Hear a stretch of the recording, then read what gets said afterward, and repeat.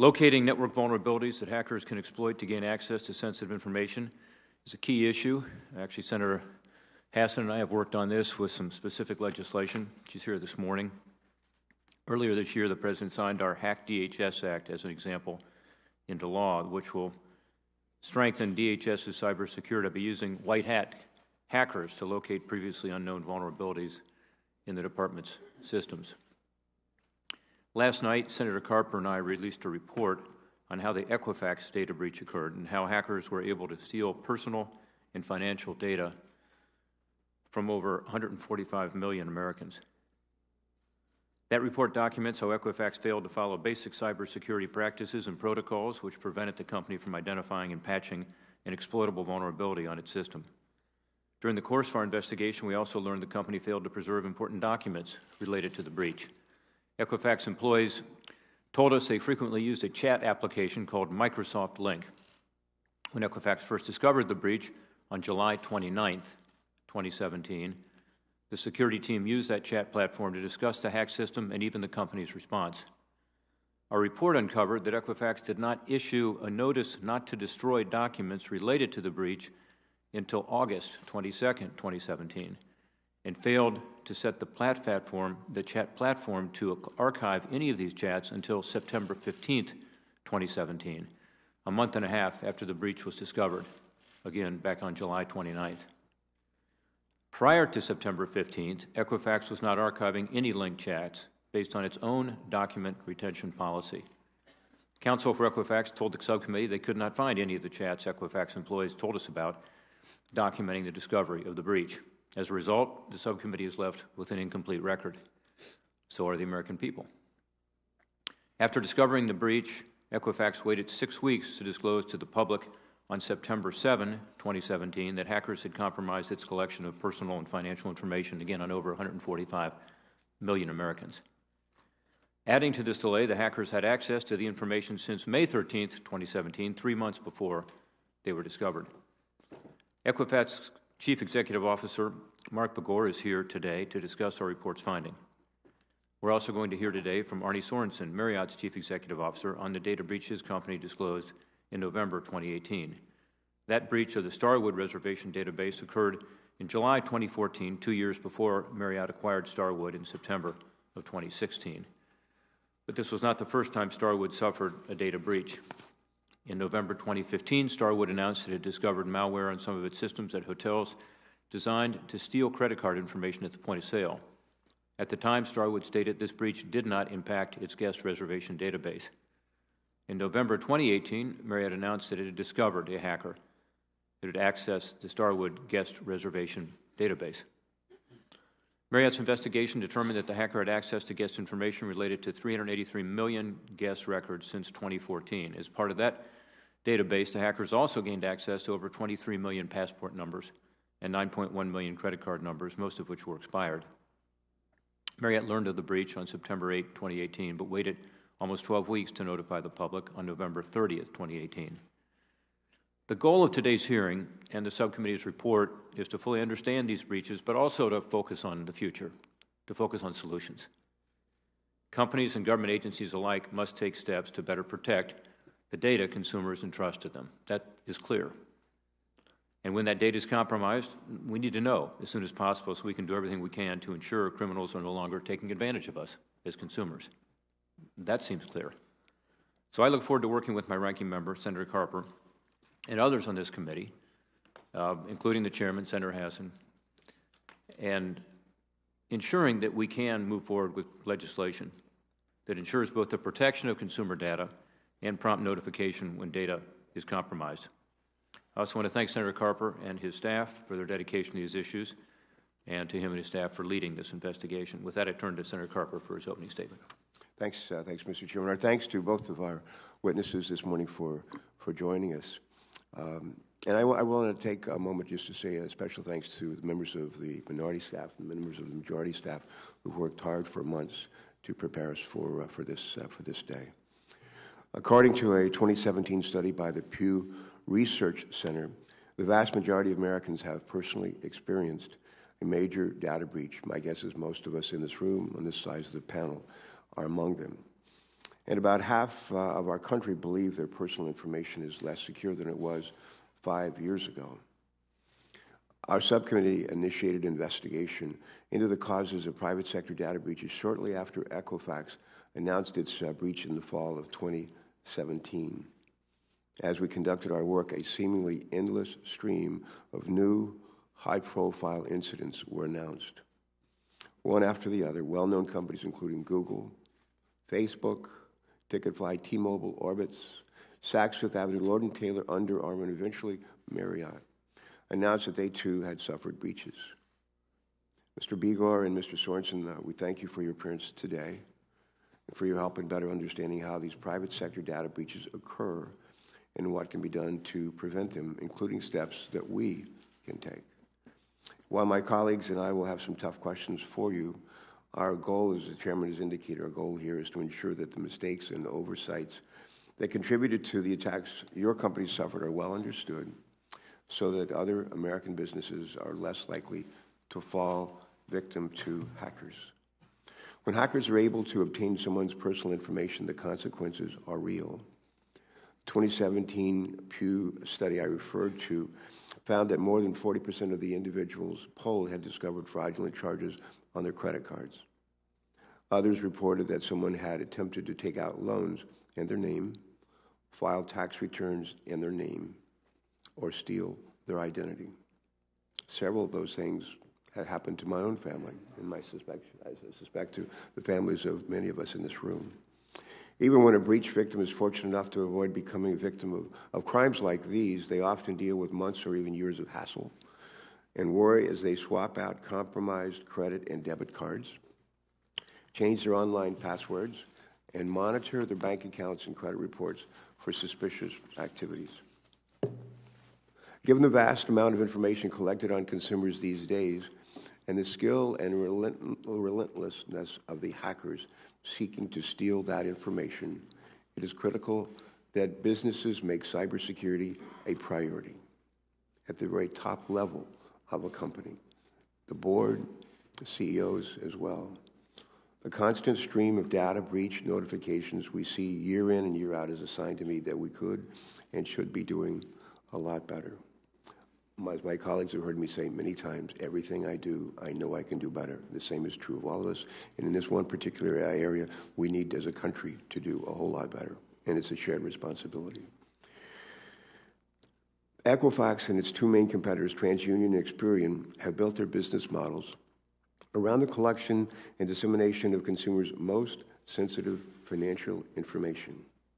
That includes names, nicknames, dates of birth, social security numbers, telephone numbers, current and former addresses, account balances, and payment histories. This data collection is not something consumers can opt out of. Credit reporting agencies collect personal information without our knowledge or our explicit authorization. If someone shops regularly at a retail chain that gets hacked, that person can opt not to shop there any longer if doing so makes them uncomfortable. They cannot, however, keep their information away from Equifax. Knowing this, you'd think that protecting the sensitive information its entire business relies on would be Equifax's top priority. Yet information obtained by this subcommittee and included in a bipartisan report released last night illustrates a years-long neglect of basic cybersecurity practices and a decision by company officials to prioritize the case of doing business over security. In 2015, Equifax officials learned through an internal audit that the company's IT systems were riddled with thousands of unpatched vulnerabilities, hundreds of them deemed critical or high risks. They also learned that the company lacked a mature inventory of its IT assets, making it more difficult to address problems as they arose. By the time the Department of Homeland Security announced in March of 2017 that versions of the widely used web application software Apache Struts included a serious security flaw, Equifax had still not properly responded to its 2015 audit findings or brought its cybersecurity practices in line with industry standards.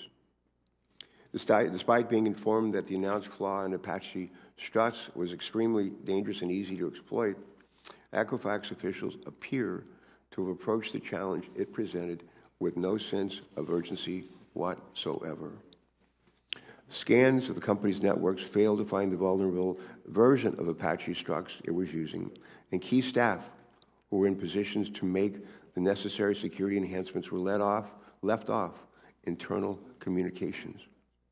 The vulnerability was discussed at regular security meetings held in March and April of 2017, but it's not clear who attended those meetings. Senior managers interviewed by the subcommittee were nominally in charge of IT management and cybersecurity at Equifax, and they told subcommittee staff that they did not regularly attend the meetings themselves.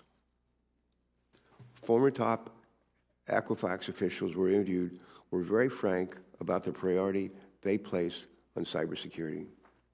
One key former security official told our subcommittee staff that, quote, security wasn't first, close quote, at Equifax. And that is an understatement. The company's former chief information officer was extremely dismissive of the importance of key security processes during his interview, saying that he considered the patching of security flaws to be a, quote, lower level responsibilities that was 6 levels down from him, close quote.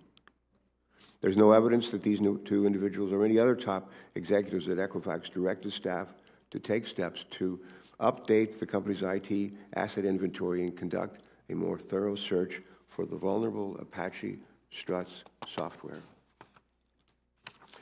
This lack of initiative would be bad enough on its own.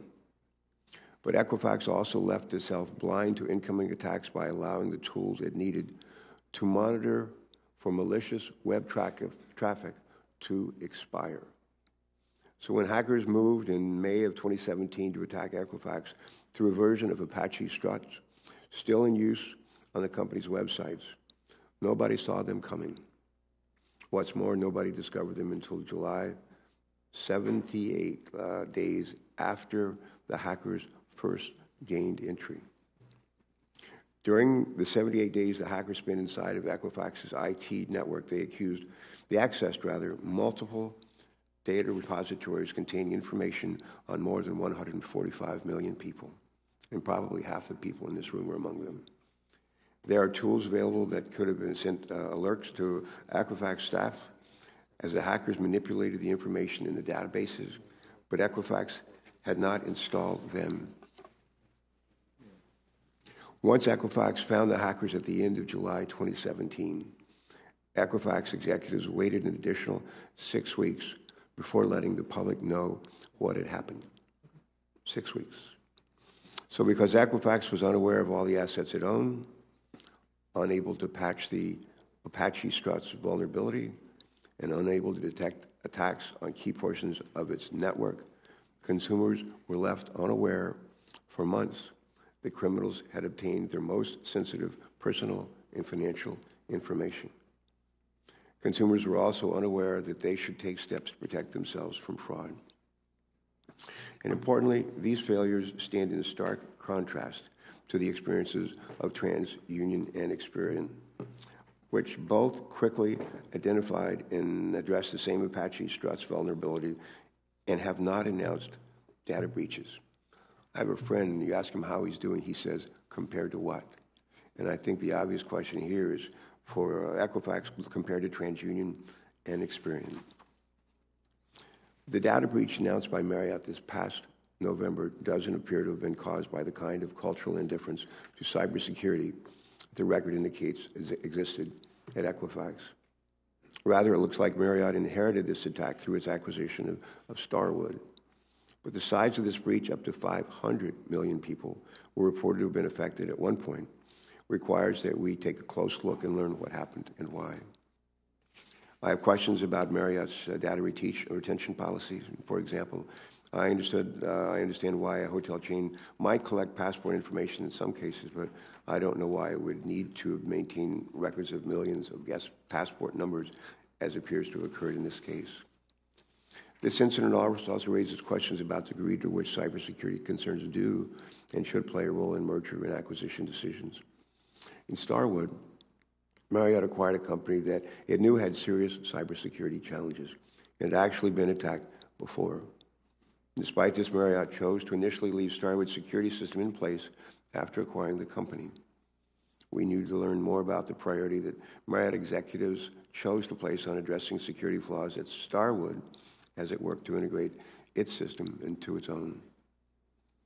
What we do know today is that large-scale data breaches are not going to stop. We can't afford to shrug our shoulders and write them off as a cost of doing business. There are real costs to approaching cybersecurity challenges with this frame of mind, and real harm that can occur both to consumers' pocketbooks and to the company's bottom lines. Here in Congress, I think it's long past time for us to come to agreement on a federal data security law that lays out for private industry what we expect from them, both in data protection and in data breach notification. We also need to ensure that the system we've established for sharing information on cyber threats and cybersecurity best practices is as effective as it can be, and is it updated over time. If a company is as large and sophisticated as Equifax can fail so badly at implementing basic cybersecurity practices, we can certainly do a better job making clear what will and won't work when it comes to blocking hackers and preventing data breaches. My thanks again, Mr. Chairman, for the work that you and your staff and my staff have put into this complex and important issue. We look forward to hearing from our witnesses today. Again, thank you for joining us. Thank you, Senator Carper. And I'd like to call the first panel of witnesses. First, we have Mark Begor, who is the Chief Executive Officer of Equifax. He's served in that capacity since April 2018. Again, as we just heard, the Equifax breach was discovered in July of 2017. Second, Arne Sorenson is here. He's the President and Chief Executive Officer of Marriott International, Inc. He's held that position since 2012. Again, as we just heard, Marriott acquired Starwood in 2016. The breach occurred at Starwood in 2014 and was discovered in 2018. We're also going to swear in someone else this morning, Jamil Farshi, who's the current Chief Information Security Officer at Equifax. It was requested, should Mr. Begor need some special expertise, technical assistance. So I'm going to ask you to raise your hand as well. It's a custom of the subcommittee to swear in all of our witnesses. So at this time, I'd ask you all to please stand and raise your right hand.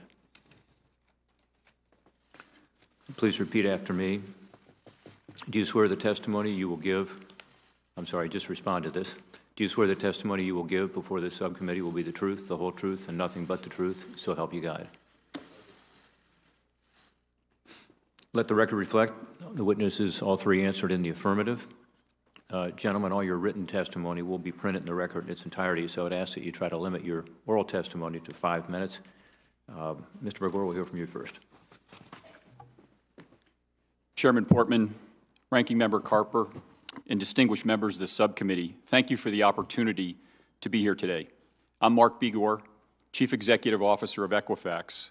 With me today is Jamil Farshi, our Chief Information Security Officer. Let me begin by expressing my personal regret for the disruption that our 2017 cyber attack had on millions of Americans. Cybercrime is one of the greatest threats facing our country today. U.S. corporations are continually fighting criminals that operate outside the rule of law and attempt to steal data for their own gain.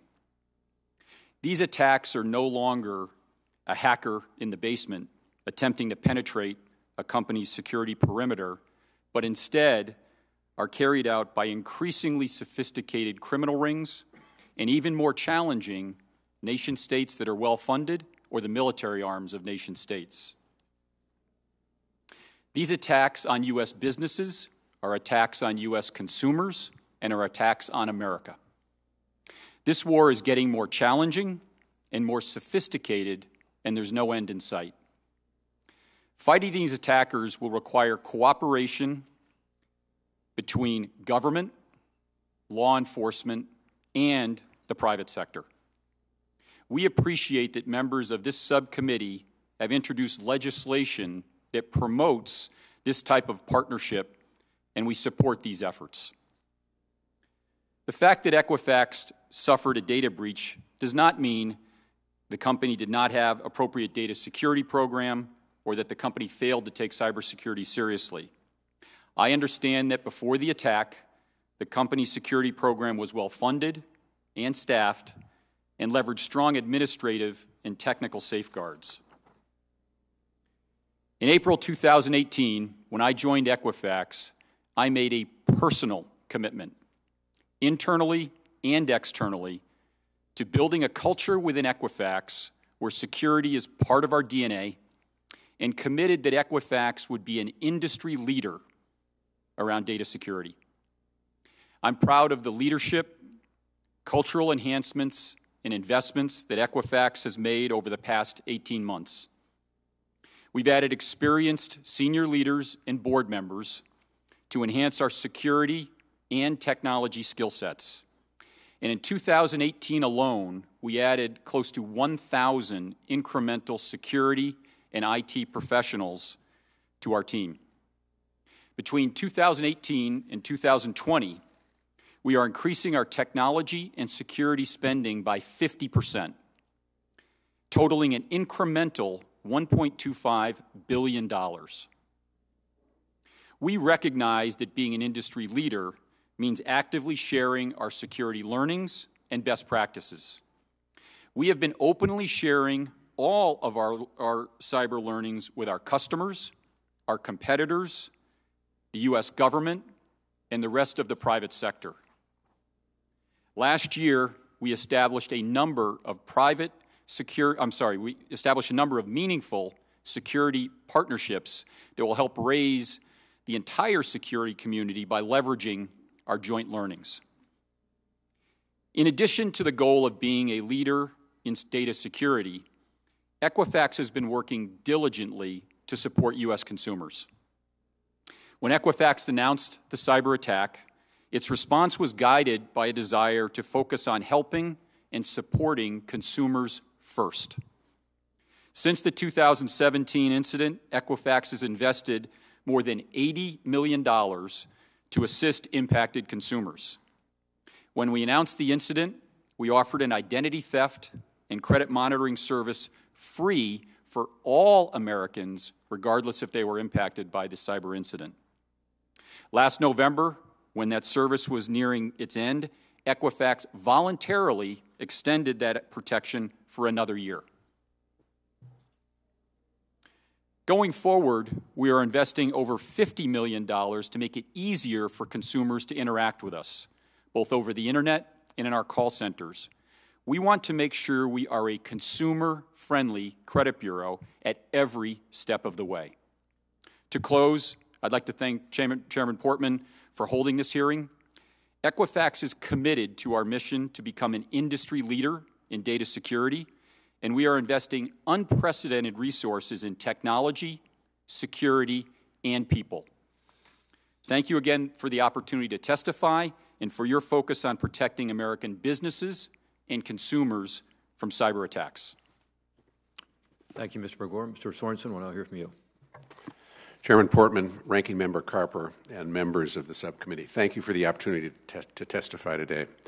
The subject of the subcommittee is tackling private sector cyber attacks is an increasingly urgent one that has hit Marriott directly with the data security incident we announced on November 30, 2018.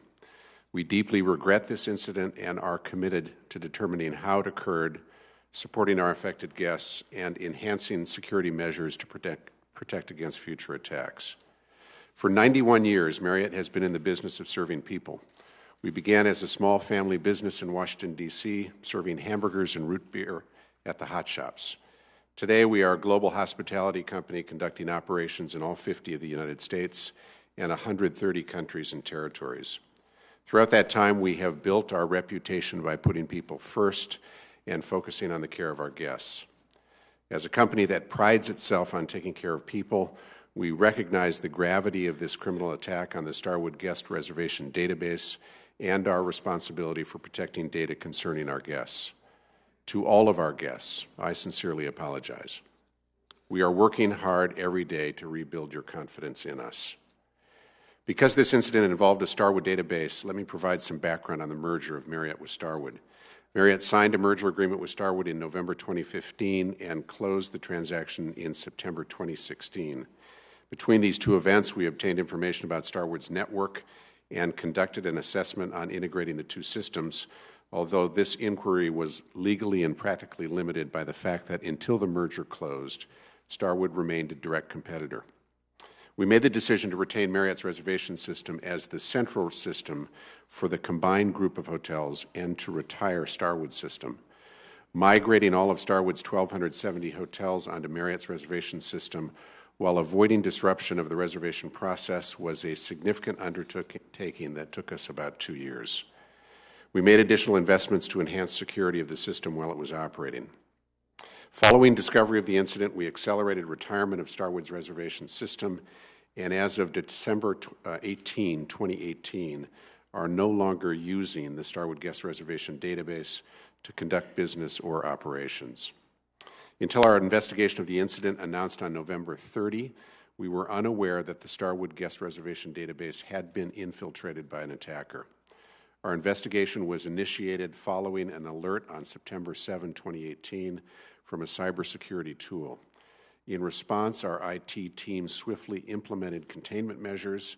We retained industry experts to conduct a forensic investigation and deploy additional defenses. Unraveling the scope of the attack required extensive forensic work by experts. We also contacted the FBI, which continues its investigation. As our investigation unfolded, we learned that the intruder had been in the Starwood system since 2014.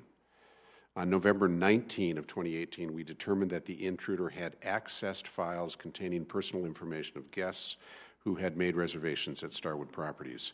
We believe that the upper limit for the total number of guest records involved in this incident is approximately 383 million. What do we mean by guest records?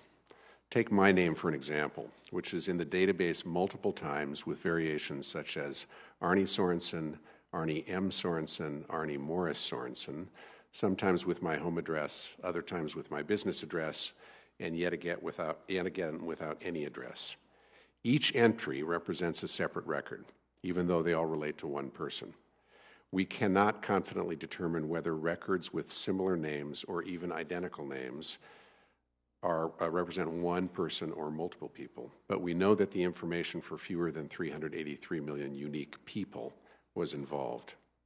In the days immediately after November 19, we worked quickly to make sure that we could share useful information with our guests.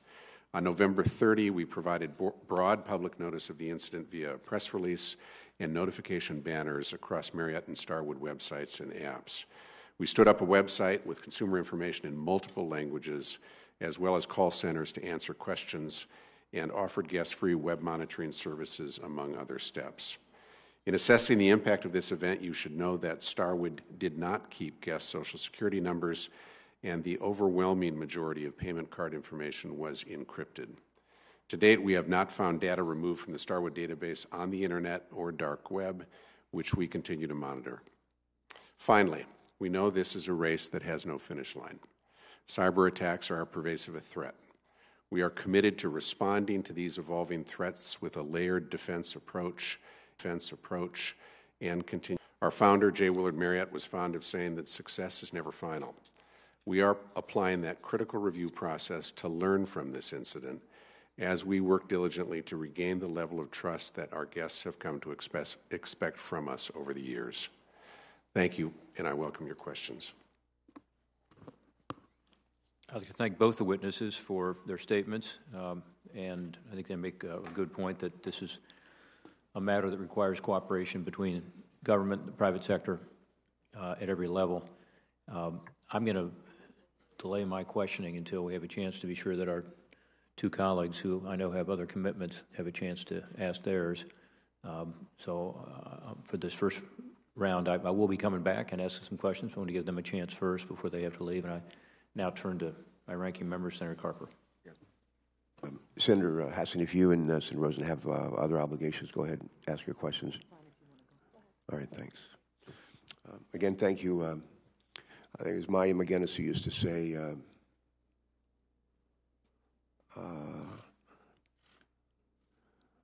people may not remember what you say, they may not remember what you do, but they'll remember how you made them feel. Maya Angelou. People may not remember what you said. They may not remember what you do. They'll remember how you made them feel. And first, I want to say I was glad to hear both of you apologize. I say to my kids that are now grown, the three most important words are please and thank you. And the couple of others that mean a lot are I'm sorry, especially when we screw up. And especially with respect to Equifax, the amount of screw up is just almost unbelievable. But Equifax has known since 2015 that its approach to cybersecurity was lacking. And among other issues, Equifax learned that during an internal audit that was conducted that year that the company had left a number of critical and high-risk security flaws unpatched.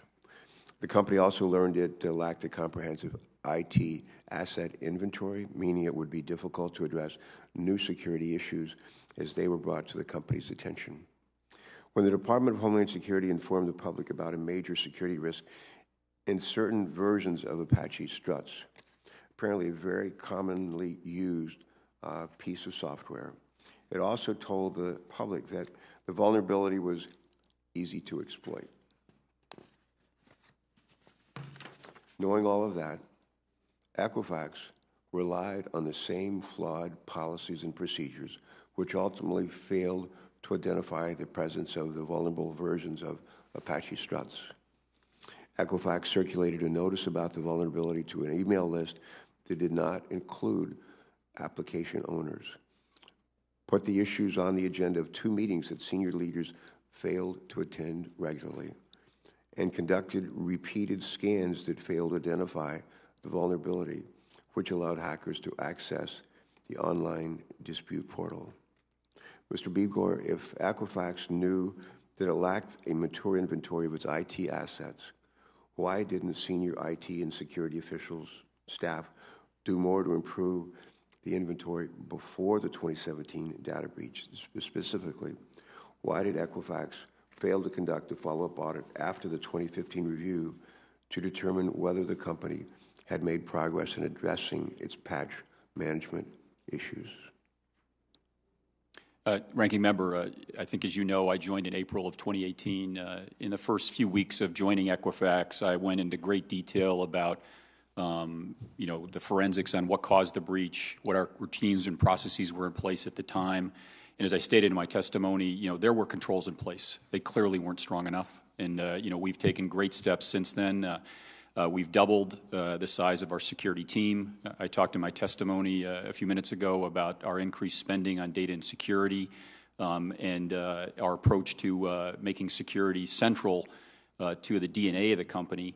We also changed the incentives in the company. We're very unique, I think, in corporate America, that in our bonus system, which the top 3,900 out of 11,000 employees participate in an annual bonus, 25% of that bonus is tied to cybersecurity, and that went in place in 2018. It's continuing in 2019, and will continue going forward.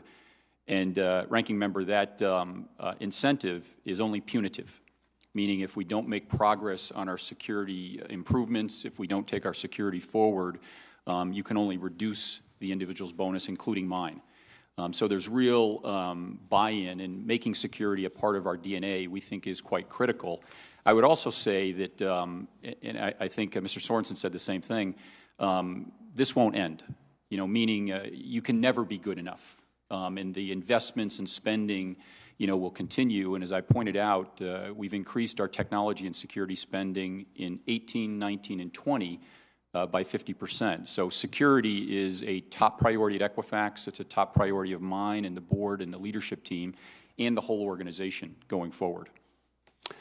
I spent a lot of years of my life in the Navy. I'm a retired Navy captain and Vietnam veteran. And we have a standard in the Navy and a process in the Navy that says if the captain of the ship is asleep in his or her wardroom in the middle of the night and the ship runs aground, the captain of the ship is held responsible. Has that happened in this case?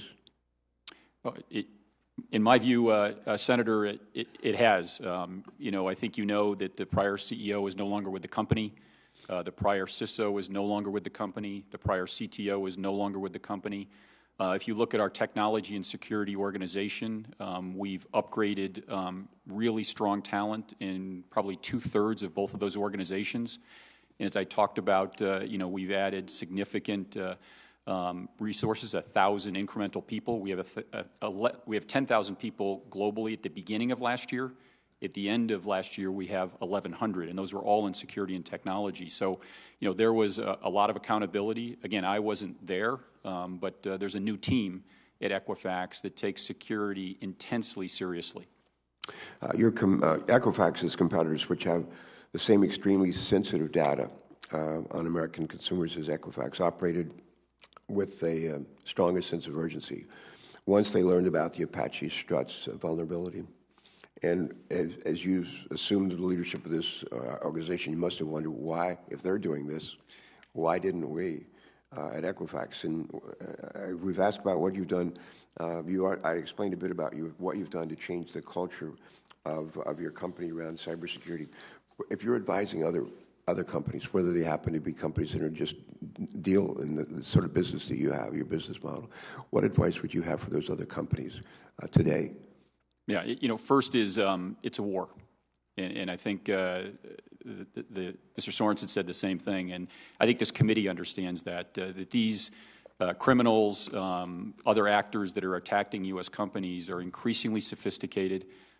We get attacked multiple times per day. And actually, the system we have now, I get an alert on my phone from my chief security officer and his team when there is an attempted attack on Equifax. And, point number one is it's not going to go away. And point number two is we really applaud the committee's focus on sharing best practices. And I think, as the senator may know, that's challenging sometimes for a company that goes through a data security breach to be open about actually having it. And these forums, I think, are critically important. When I joined Equifax in April, my first call was to my two competitors. And what I told both of them was there's no trade secrets around data security. This is a war we face as an industry. It's a war we face for American companies, as you pointed out, for the government. And it's one that's not going to end. And we applaud the idea of sharing actively what we're learning from each other. What are those IP addresses that are known bad actors? If one company knows it, let's make sure the next company knows it and share those so we can really build our defenses up, because it is increasingly sophisticated and challenging. Close with this round with this thought. The Constitution of our country was first ratified in Delaware, December 7, 1787. We ratified before anyone else had. The very beginning of the Constitution starts with these words in preamble: "We, the people of the United States, in order to form a more perfect union." It doesn't say in order to form a perfect union, a more perfect union. Our goal in this realm has to be perfection, knowing we'll never get there, but we need to strive for that. Thank you. Senator Hassan. Well, thank you, Mr. Chair, and thank you, Ranking Member Carper, both of you for this investigation, but also for your bipartisan leadership of this committee. And thank you to both of our witnesses for being here today. Let me start with a couple of questions, Mr. Begor, to you. You said in your testimony that you believe that despite some errors, Equifax took cybersecurity very seriously even before the 2017 breach. I know that the 2017 breach occurred before your time at the helm of the company, but the facts presented in the subcommittee's report make clear that the company's pre-breach security practices were really not in keeping with serious cybersecurity practice. The report shows that Equifax had forgotten to update a security certificate, known as an SSL certificate, that encrypted data transfers between Equifax's customers and website. When Equifax developers attempted to install new certificates, they realized that some of the old ones had expired as much as 8 months earlier. That failure led to the exploitation, as you've acknowledged, of millions of Americans' data by what appears to be Chinese hackers. Equifax should have routinely audited its SSL certificates to make sure they hadn't expired, especially since these certificates can only protect user data when they're current. So let me just ask you a few questions. When Equifax sought to upgrade its SSL certificates on July 29, 2017, how many expired certificates did your team come across, and how many of the certificates had been expired by more than a day?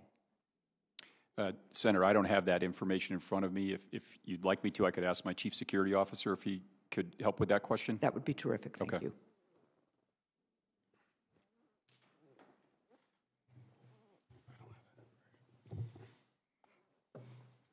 Good morning. Good morning.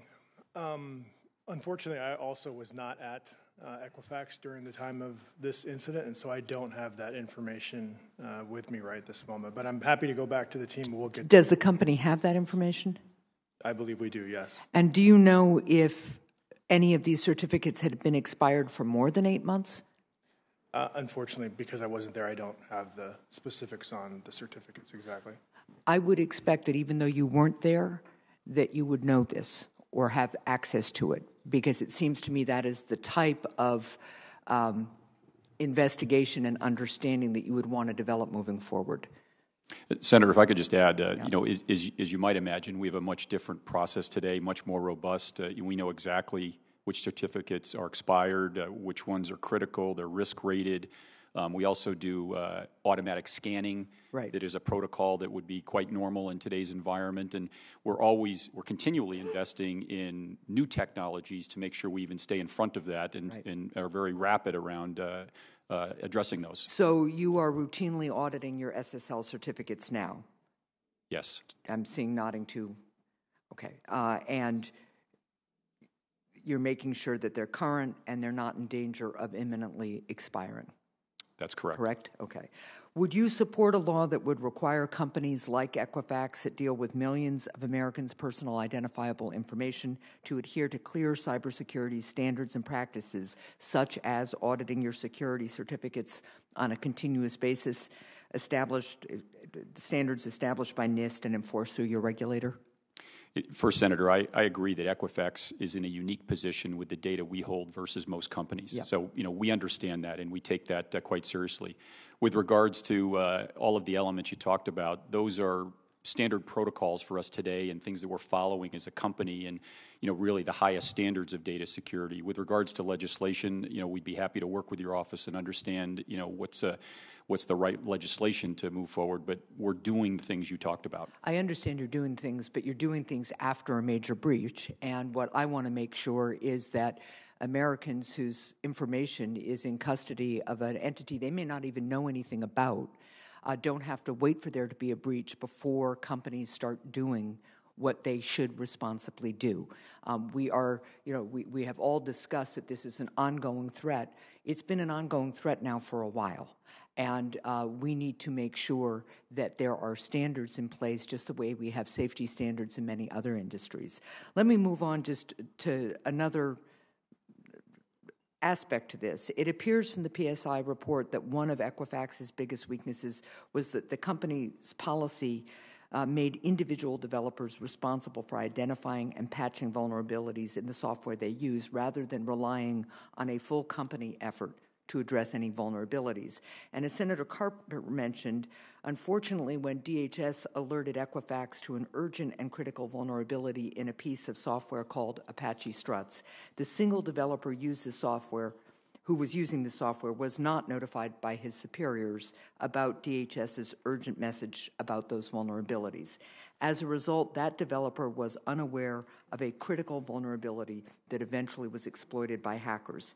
You mentioned in your testimony that human error was certainly part of the problems that led to the breach, and I think we've all acknowledged that up here too.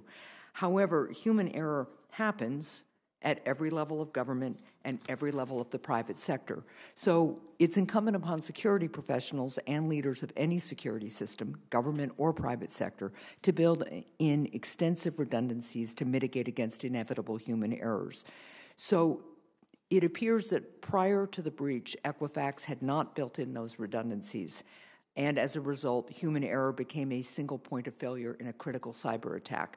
What redundancies has Equifax built into its system to ensure that inevitable human errors never again lead to this kind of breach? And Senator, we agree completely with your summary there that a single point of failure is one too many, which is why we've got a number of redundancies. If the Senator is okay, I'd ask my Chief Security Officer maybe to talk in more detail. Yeah, thank you. Be happy to. Yes, one of the key tenets of our program is assurance. We want to make sure we have as many layers of security as absolutely possible because we know that any given control may fail or may be bypassed from a sophisticated attacker. As it relates to patching, we've updated all of our processes. We've implemented automated tools to be able to help reduce the reliance on human error. We've established patch champions, individuals specifically accountable for the implementation of these patches across the entire enterprise. And then we have an automated tracking system as well to be able to continue to track and manage these. I would mention one other one. On the back end, what we do is we continuously scan our environment. So we, again, don't just rely on one system, one process, one individual. We have a belt and suspenders approach across the entire program. Well, thank you. That's helpful, and I appreciate your indulgence, Mr. Chair. Mr. Sorenson, I did have a question for Marriott. I'll submit it for the record. I want us to be thinking about what kind of standards we should have when companies merge that might help us make sure that we're getting to problems before they're breached. Thank you. Thank you, Senator Hassan. We look forward to continuing to work with you on these issues you raised today and others. I'm going to reclaim some of my time now. I'll be back with more to follow up on the points that Senator Hassan made. She talked about updating certificates on the website. She talked about building in redundancies. Again, Mr. Begor, you were, in your testimony, pretty confident that they were doing the right things by saying that the program also leveraged strong administrative and technical safeguards and was subject to regular ongoing review through external and internal assessments. And there is a third concern that I have that I think we need to raise this morning and be sure that we're aware of a lack of follow-up, really, to an audit that was done. There was a 2015 audit of the security of your system. It found over 8,500 known critical, high, or medium vulnerabilities on Equifax systems. So here's an audit, discovers these vulnerabilities. These vulnerabilities had not been patched when the breach occurred, and many were over 90 days old. A copy of that audit is there with you on the witness table. I've had it for you all to look at this morning. I'm going to ask that 2015 audit be made part of the record without objection. So my question for you is, how does a company that at that time, as you indicated, placed a high priority on cybersecurity allow 8,500 vulnerabilities to exist unpatched on its systems? And of course, my follow-up is, since you've become CEO and you've stepped in and aggressively tried to address these issues, have you addressed these patching vulnerabilities on Equifax's systems? So how could that have happened, and then what has been done? Yeah, thank you, Senator. And as you point out, I wasn't there. I spent quite a bit of time looking at the past. I'm a big believer that we want to learn from mistakes and learn from things that weren't going as well as they could be. And I've tried to be quite clear, and I will be clear right now, that there's no question what we did in the past, we can do a lot better today and tomorrow, and we already have. We've made massive changes in our security protocols, our infrastructure, the involvement of the organization. As I mentioned earlier, we've brought in really top talent. It starts with people leading these organizations. I think the Senator may know that the CISO reports directly to me, Jamil does, Farsi, and also has a line into the board to our technology committee, which is a best practice in many companies. And we've added, doubled the size of his team. With regards to your specific question around audits and patch management, we've also doubled the size of our audit team. And as a new element, we've added IT or cyber experts as a part of our internal audit team. Historically, those were just financial kind of resources.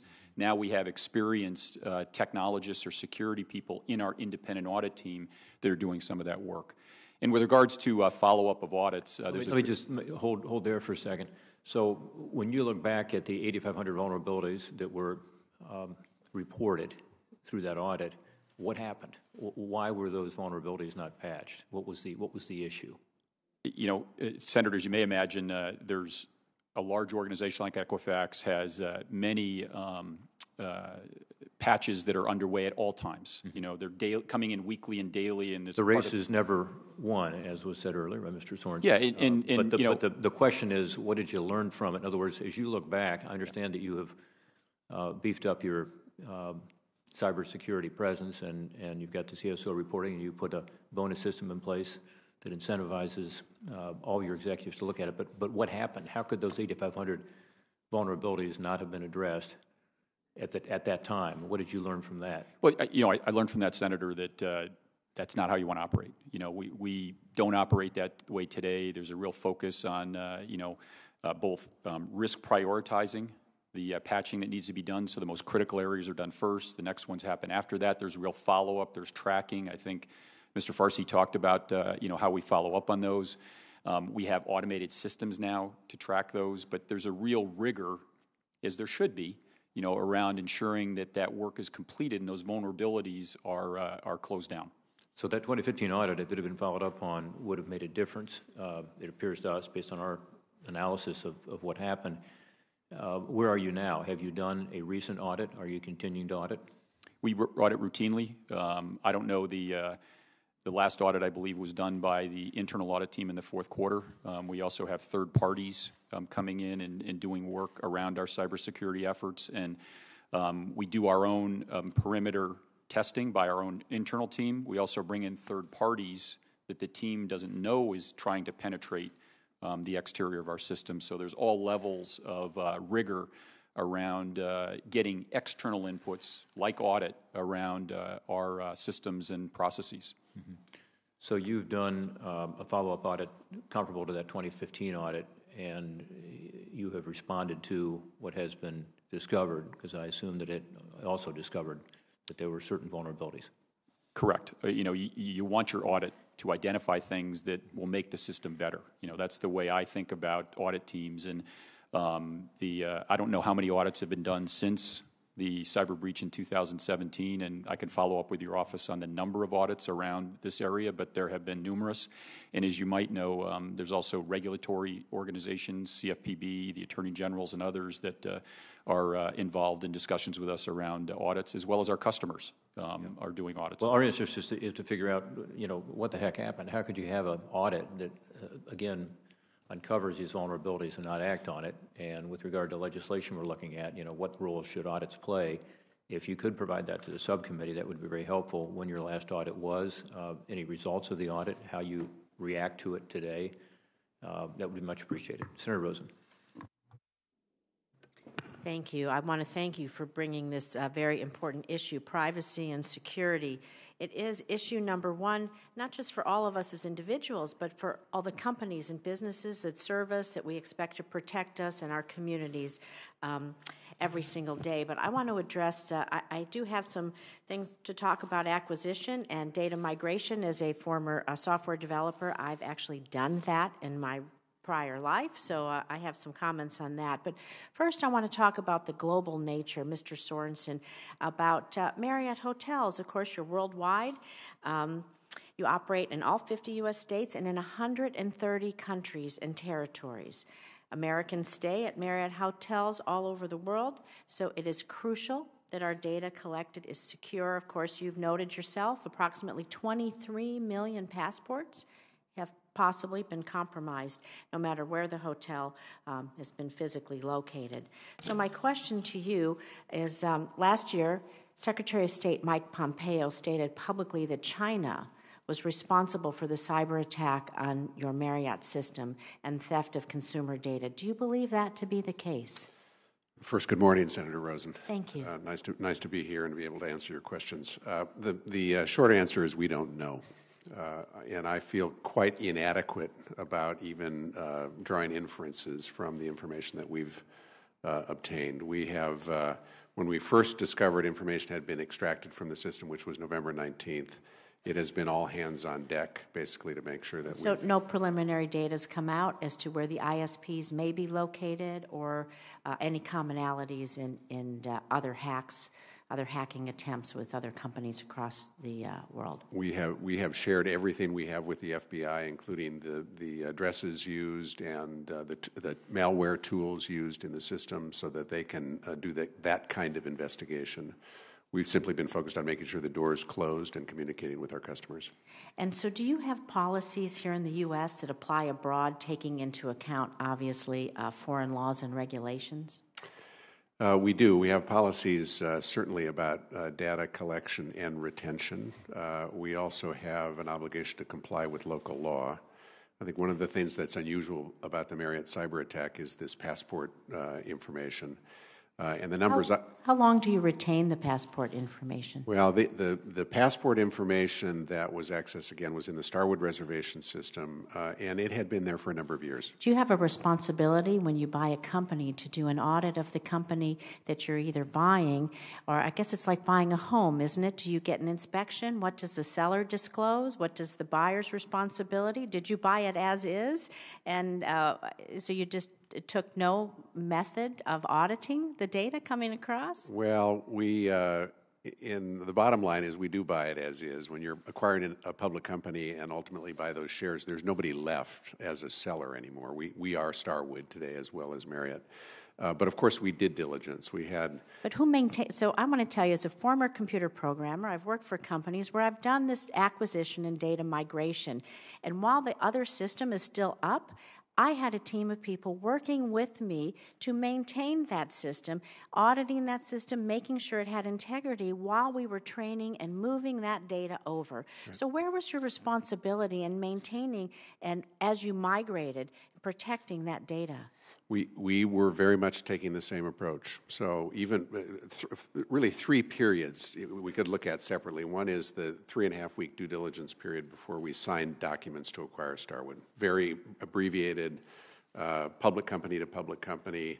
That was tell us about your IT system. Our IT team was involved in that and asking questions. But it was quite brief, and we didn't learn about any of this. Second period is between the fall of 2015 and the fall of 2016, between signing and closing the transaction. And while we had not closed, our IT team was deeply engaged in understanding Starwood's system, understanding the data, understanding the vulnerabilities, and being ready essentially for the moment the transaction closed to say, okay, now what are we going to do with this system, both from a cybersecurity perspective, data retention perspective, but also an operating perspective, obviously. Mm-hmm. And then immediately after closing, it was bringing in not just our internal expertise, but external expertise, and saying, help us identify the risks in this system. Let's make sure we are doing things to address those risks and enhance them. In retrospect, we wish we had done even more. Obviously, something happened. But even while that system is running independently before the data migration and before it's turned off, we are very much trying to make sure that we are addressing the security flaws that we think are there. So as we think about those 23 million passports and other data that may have been breached worldwide, do you have, of course, I just want to be sure, a consistent policy, of course, taking into consideration certain other governments' laws or regulations for how you keep the data, how you retain the data, and your responsibility towards the data? So let me give you just a couple of data points here, if I could. My number is just a little bit different than the committee's. About 19 million total passports 1923. It's a big number. It's an awful lot of numbers. It's a big number. It's an awful lot of passports. About 5 million of those were unencrypted. And that makes it better? No. Those are the ones that obviously would have been most. And so we know that hackers can beat the encryption. So that isn't really a factor here, I don't believe, sir. Well, I actually do think part of our strategy going forward is to rely on encryption and tokenization to say whatever data we keep in this space, for example, it should all be encrypted. That by itself is not necessarily a totally adequate defense, but it is one of the tools we should use. I think one of the other things that is clear, there are dozens of countries around the world that require us to collect passport data. Sometimes they require us to make physical copies of passports for guests in those hotels. In the Marriott system legacy, that was done at the hotel level and not centralized in a data a platform, if you will. In the Starwood system, it was done locally and then essentially centralized into the data system. There are pros and cons of allowing it to be entirely at property level. One of the pros is it's a smaller target, if you will. One of the cons may be more diffuse, harder to get more diffuse, centralized, much easier to break into. One of the bigger reward. One of the cons, on the other hand, is then if each hotel needs the same elaborate system of cyber defenses, can you make sure that you're delivering that? And those are issues we're working through right now. I think, in all likelihood, passports will be encrypted.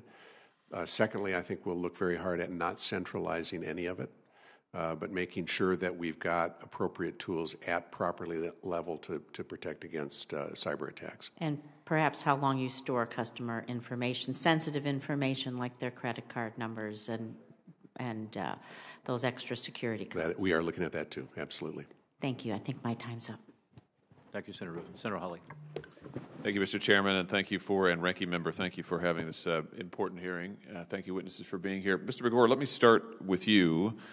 You may know that as Attorney General of Missouri, I and 43 other attorneys general launched a multi-state action after the announcement of the Equifax breach in 2017, and among other things, we sent a letter to Equifax in which we expressed particular concern with Equifax's post-breach activities, including the offering of a fee-based service to guard against data breach at the same time that you were offering a free service. Here's from the letter. We object to Equifax using its own data breach as an opportunity to sell services to breach victims.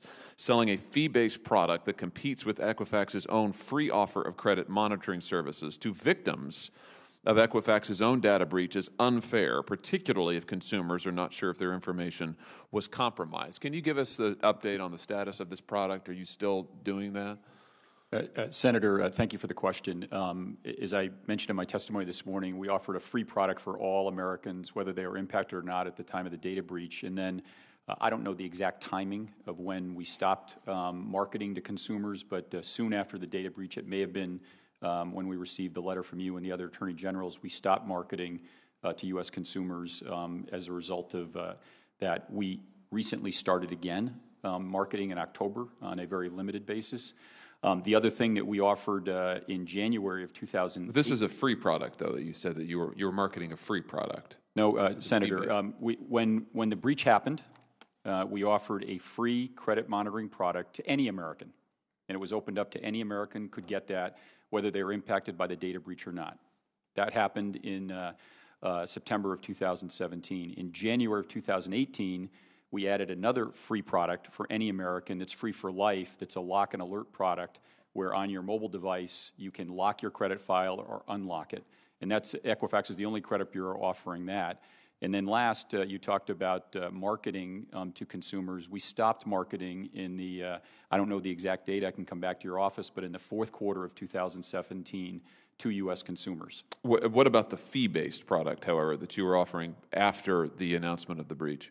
And that's what I was referring to, Senator. We stopped that in the fourth quarter of 2017. You stopped marketing it? That's correct. In the fourth quarter, okay. We raised another of other concerns, the attorneys general, in that same letter and in that same multi-state action, including the terms of service that required customers to waive their rights, charges customers pay for a security freeze with other credit monitoring companies, and overly long wait times for the Equifax customer support call center. Can you give us an update on how you've addressed these concerns?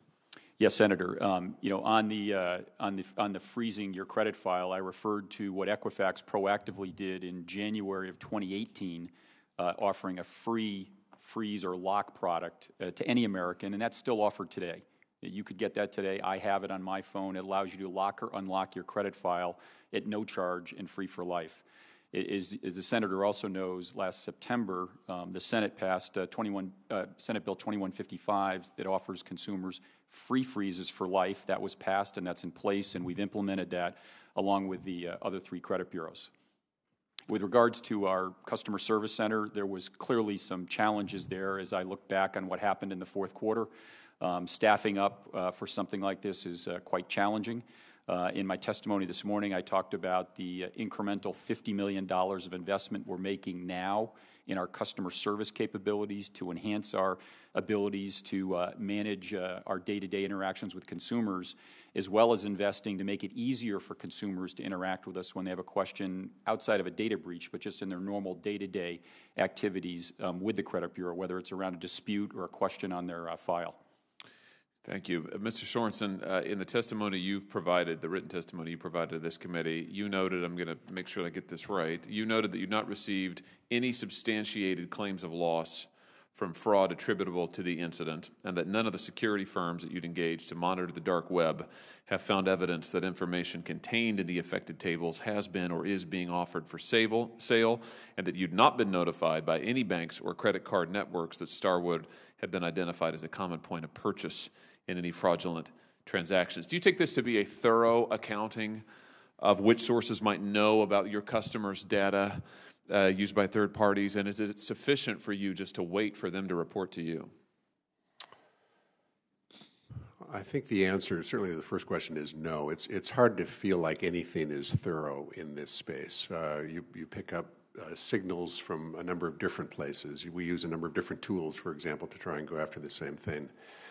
We take some comfort in this, but it's only some comfort. And I think we are grateful for the partnerships we have with the financial institutions so we can have a little bit of that dialogue about what they might be seeing.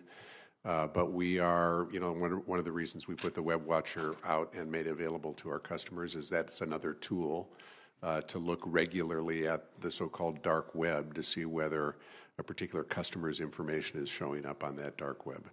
If I could just press a little deeper here, does this, in your written testimony, does this reflect an ad hoc list of sources that could report this information about personal information of users, or does this reflect some sort of cybersecurity methodology that you have in place in order to protect your consumers' data? No, I don't think this is really in the first instance about protecting consumers' data. I think it is about assessing what we can assess about the cyber breach that occurred. And so if you will, the attack happened, successful, I suppose, if you take it from the attacker's perspective. Information was obtained. We've been wrestling with the consequences of that. One of the tools that we're using is to try and figure out, okay, what can we tell about where that data has ended up? The tools that we use to protect the data in the first place, I think, are different and in many respects, obviously, much more fundamentally important because we want to avoid that data from getting out in the first instance at all. And you do have some cybersecurity methodology that you've now put in place to systematically protect your consumers' data. That's what you're telling me. A whole range of tools. Are you, my final question here, Mr. Chairman, are you complying with GDPR, Mr. Sorenson? I mean, I understand that GDPR in Europe requires reporting within 72 hours if at least one Marriott customer resides in the EU. Is that your understanding as well? Yes, and we believe we are. Thank you, Mr. Chairman. Thank you, Senator Hawley. Senator Harris. Thank you, and thank you, Mr. Chairman, for bringing this subject up. As California's AG, supported expanding California's laws as it relates to the requirement of the report of data breaches, and have met with many folks over the years who have suffered greatly because of the breach of their personal information and data. And so the risks are obviously many. Mr. Begor, Equifax is facing lawsuits from consumers whose information was affected by the breach.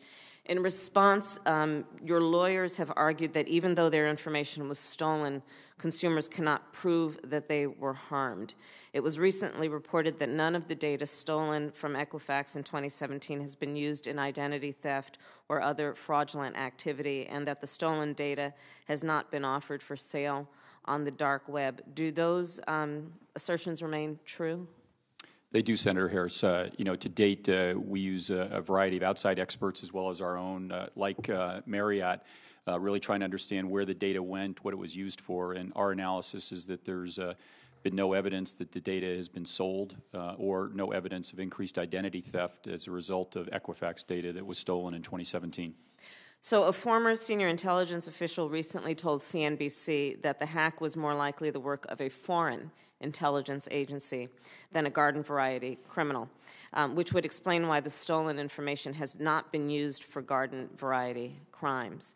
If a foreign power is, and especially a hostile foreign power, is using the data it stole from Equifax to target U.S. officials or American operatives, does it remain your position that there has been no injury or harm caused by this breach?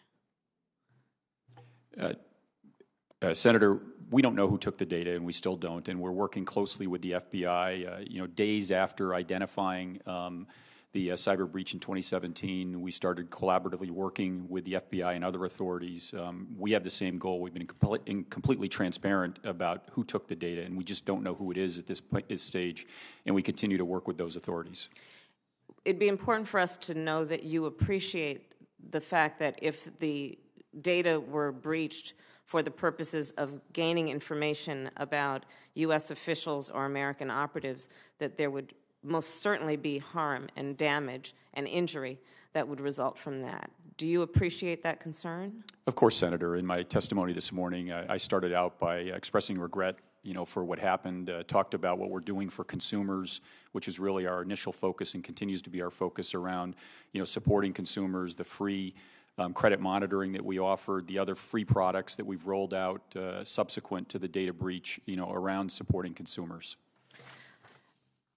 And do you understand that there have been targeted violations of privacy as it relates to employees of the United States government, and that there is a concern among the intelligence community and all of us that there is a focused concern and actually a triangulation around officials, and American officials, and in particular those who may be involved in our military or in intelligence work?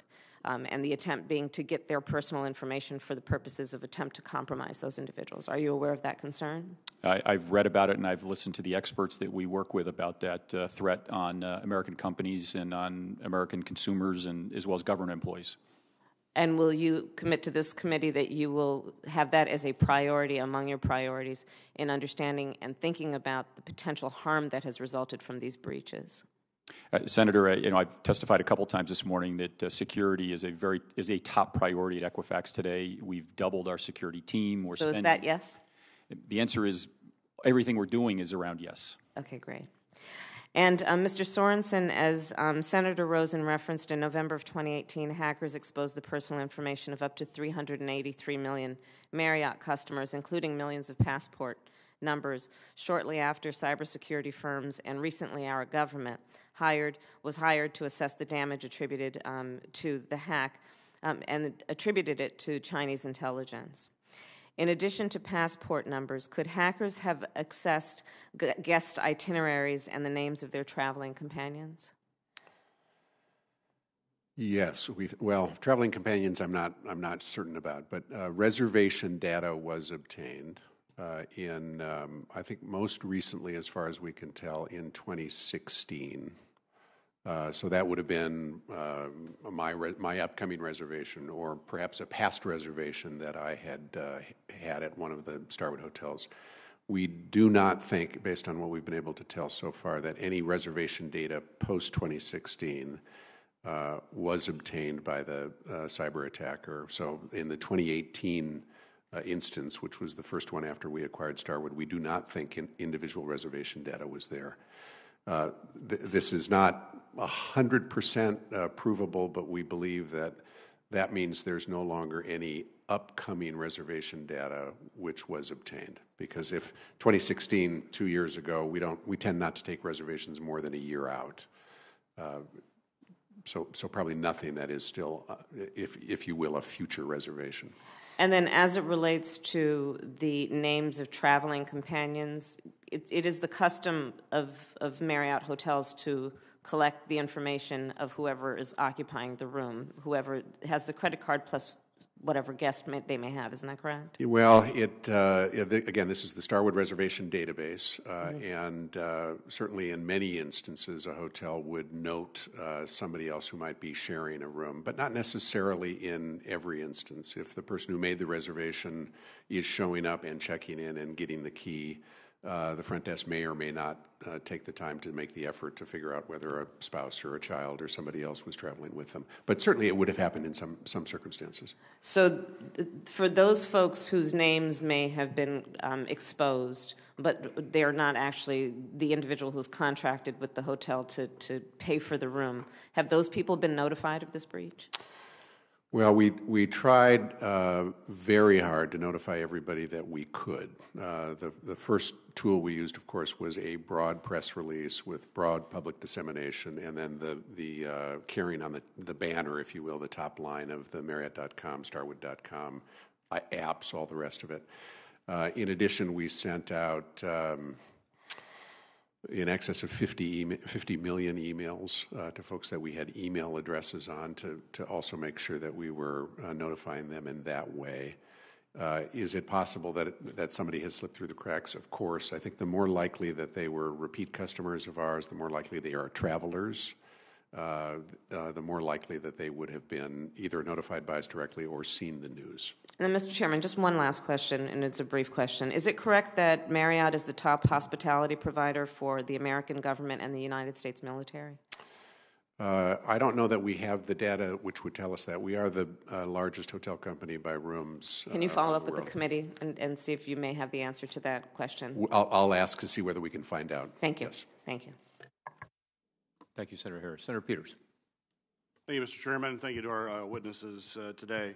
Mr. Begor, if a consumer is delinquent on a payment but later makes the necessary payment to bring the account current, it's my understanding that that delinquency stays on the credit report for 7 years. Is that correct? Yes, it is, Senator. So if a consumer misses a single credit card payment and then follows, you will continue to follow them for basically 7 years, and then they're going to have an opportunity to, in that 7 years, basically demonstrate that they are a good credit risk, a good credit score, and as a result of that, then get additional credit as a result of that after that 7-year period. Is that correct? If there isn't any other activity? There isn't, Senator, but as you may know, in the credit scoring models that we use, other credit bureaus use, the banks use themselves as a delinquent payment, using your example, if there was one delinquent payment, as that ages out, it becomes less predictive and right. It has less impact on an individual's credit score or ability to obtain credit. But still, it's an expectation it takes 7 years. You want to watch it for 7 years, basically, just to see how it acts. Obviously, there's a slope there. And I bring that up because I think that most people, certainly everybody that I talk to, believes that Equifax was beyond being just delinquent on one payment when it came to the securing of this critical data and this cybersecurity hack. And that the information that has now been put out or has been taken will likely be there forever. And in fact, that you haven't seen some of these activities in the short run may make sense, because if you're a bad actor, you may wait a while before you actually use this data to use it for nefarious purposes. And so I just find it kind of interesting in that delinquent payments for a consumer you follow for 7 years, although you've offered the credit freeze for a lifetime. When it comes to credit monitoring, it's only 2 years. And credit monitoring is certainly much more preferable to consumer convenience than it is to freeze and to unfreeze, go back and forth. And I know you want to build consumer trust, but if you're telling your consumers, we'll watch you for 7 years because you've missed one payment, but we had this massive breach and we gave all your personal information, somebody got all your personal information to millions of people, and it's going to be out there for the rest of your life, but we'll help you for 2 years.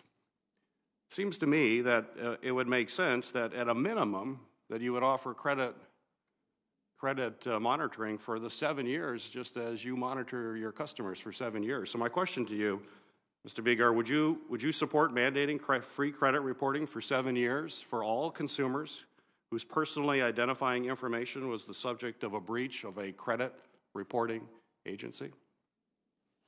Senator, we think that's really situational on what the consumer should be offered. We offered 12 months starting in the fourth quarter of 2017. We voluntarily extended it for another 12 months early or late last year. We'll continue to look at that as we go forward. And again, it's my view that legislation is not required for that we're doing the right thing for consumers. And I would just remind the Senator that while the credit monitoring is a valuable product, what the Senate passed last September in Senate Bill 2155, offering a free freeze for consumers, really is the most important way to protect your data. And then Equifax has a supplement product that's available on your phone or mobile device that's free for life to do the same thing with some more functionality. So if you're at a car dealership and getting an auto loan, you can unlock your credit file, and then when you finish getting that financial transaction, you can lock it again. No one can see that data once it's either frozen by Senate Bill 2155 or locked by our Free for Life product. But you still see the value of monitoring because you're offering it to your customers for up to 2 years. That's a better product for folks than just the freeze and unfreeze, which is more cumbersome. But I think you mentioned that at the beginning. So my question is, what you said you'll reevaluate this on a situational basis. What is that situational basis? What's the criteria you'll be using as to whether or not to extend this beyond the 2 years? Senator, it really depends on how the data, how we can see the data has been used and what it's being used for. Is I think some of the criteria we take into effect, and I would make the point where credit monitoring is quite valuable. We believe that giving consumers control about who has access to the data, when it's frozen, no one can see it, and no one has access to it. I'd like to, in the remaining time, touch briefly on another important subject, and that's the collecting of data on minors. How many minors had their personally identified information compromised in the 2017 breach? Senator, I don't have that information in front of me. I'd be happy to get back to your office with that. Is it greater than 0? I don't know the answer to that, Senator. So you'll provide that for Yes. me? That would be great. Do you have any policies regarding the collection of information on minors? The policy is that we don't. And as you know, you may know, Senate Bill 2155 allows a parent to put a freeze on their children's credit file if in fact they have one, and we're quite diligent about managing that because it's an area of focus by imposters or fraudulent individuals that try to create a credit file for identity theft purposes, not only on minors but other Americans. Well, is there an instance where a young child would need a non-frozen account? Not to my knowledge, Senator. But a parent has to opt out, even though there's no reason to have a frozen account. But the parent has to be active in doing that. Okay. So last year, I worked to pass legislation that protects children from synthetic ID fraud. It's a form of identity theft that I know you know very well, where stolen security numbers of children are paired with fake names and birth dates to apply for loans, credit cards, and other accounts. Could any minor's information that was exposed in the 2017 breach be used as part of identity theft or synthetic ID fraud operation? Senator, I'll have to get back to you on what minors were included, if any. I don't know the answer to it in the theft that took place in 2017. Great. Well, I appreciate working with you on that. Thank you. We have a short second round here. Senator Carper, do you have additional questions? Both Equifax and Marriott publicly announced their data breaches within weeks of learning them. And while this is better than some companies have done in recent years, as you know, it's a lot longer than, for example, Target waited when it suffered a breach in 2013. In fact, Target learned about a cyber attack, you may recall, affecting its customers in the middle of the holiday shopping center. I was one of them. And that year informed the Justice Department and the public literally within days. And this allowed Target customers to take precautions against fraud and identity theft and to monitor the bank and credit card statements. Mr. Begor, the hackers who attacked Equifax were in the company network for 78 days before Equifax discovered their presence. I think that's correct. And by the time Equifax informed the public, consumers' information had been in the hands of hackers for close to 4 months. Given the damage that can be done with the type of information Equifax collects, why do you suppose the folks who are in positions of responsibility prior to your arrival, why wait 6 weeks to step forward? Why not follow the target example so that people could take swift action to protect themselves as soon as possible? And if I'd been you coming into a new situation as the new CEO, I would have said to the people who were there before me, what were you thinking? How could you have allowed this to happen? Did you ever have those kind of conversations? Senator, I had a lot of conversations when I joined last April, as you might imagine, and I hope you get a sense for the pace of change, the breadth of change, the priority around security. There's a whole new team here. We've added extensive resources, and we're very serious about security. With regards to the time frame, with a data breach, my strategy, and I believe it was the team's strategy at the time, was to be accurate and quick in completing the work. As the senator probably knows, it's a very complex process. Once you find out that you have a data breach, to really determine which elements of your database was affected. We brought in the very best forensic experts. Within days of the data breach, I think it was a day or two, contacted the FBI and got their involvement in it.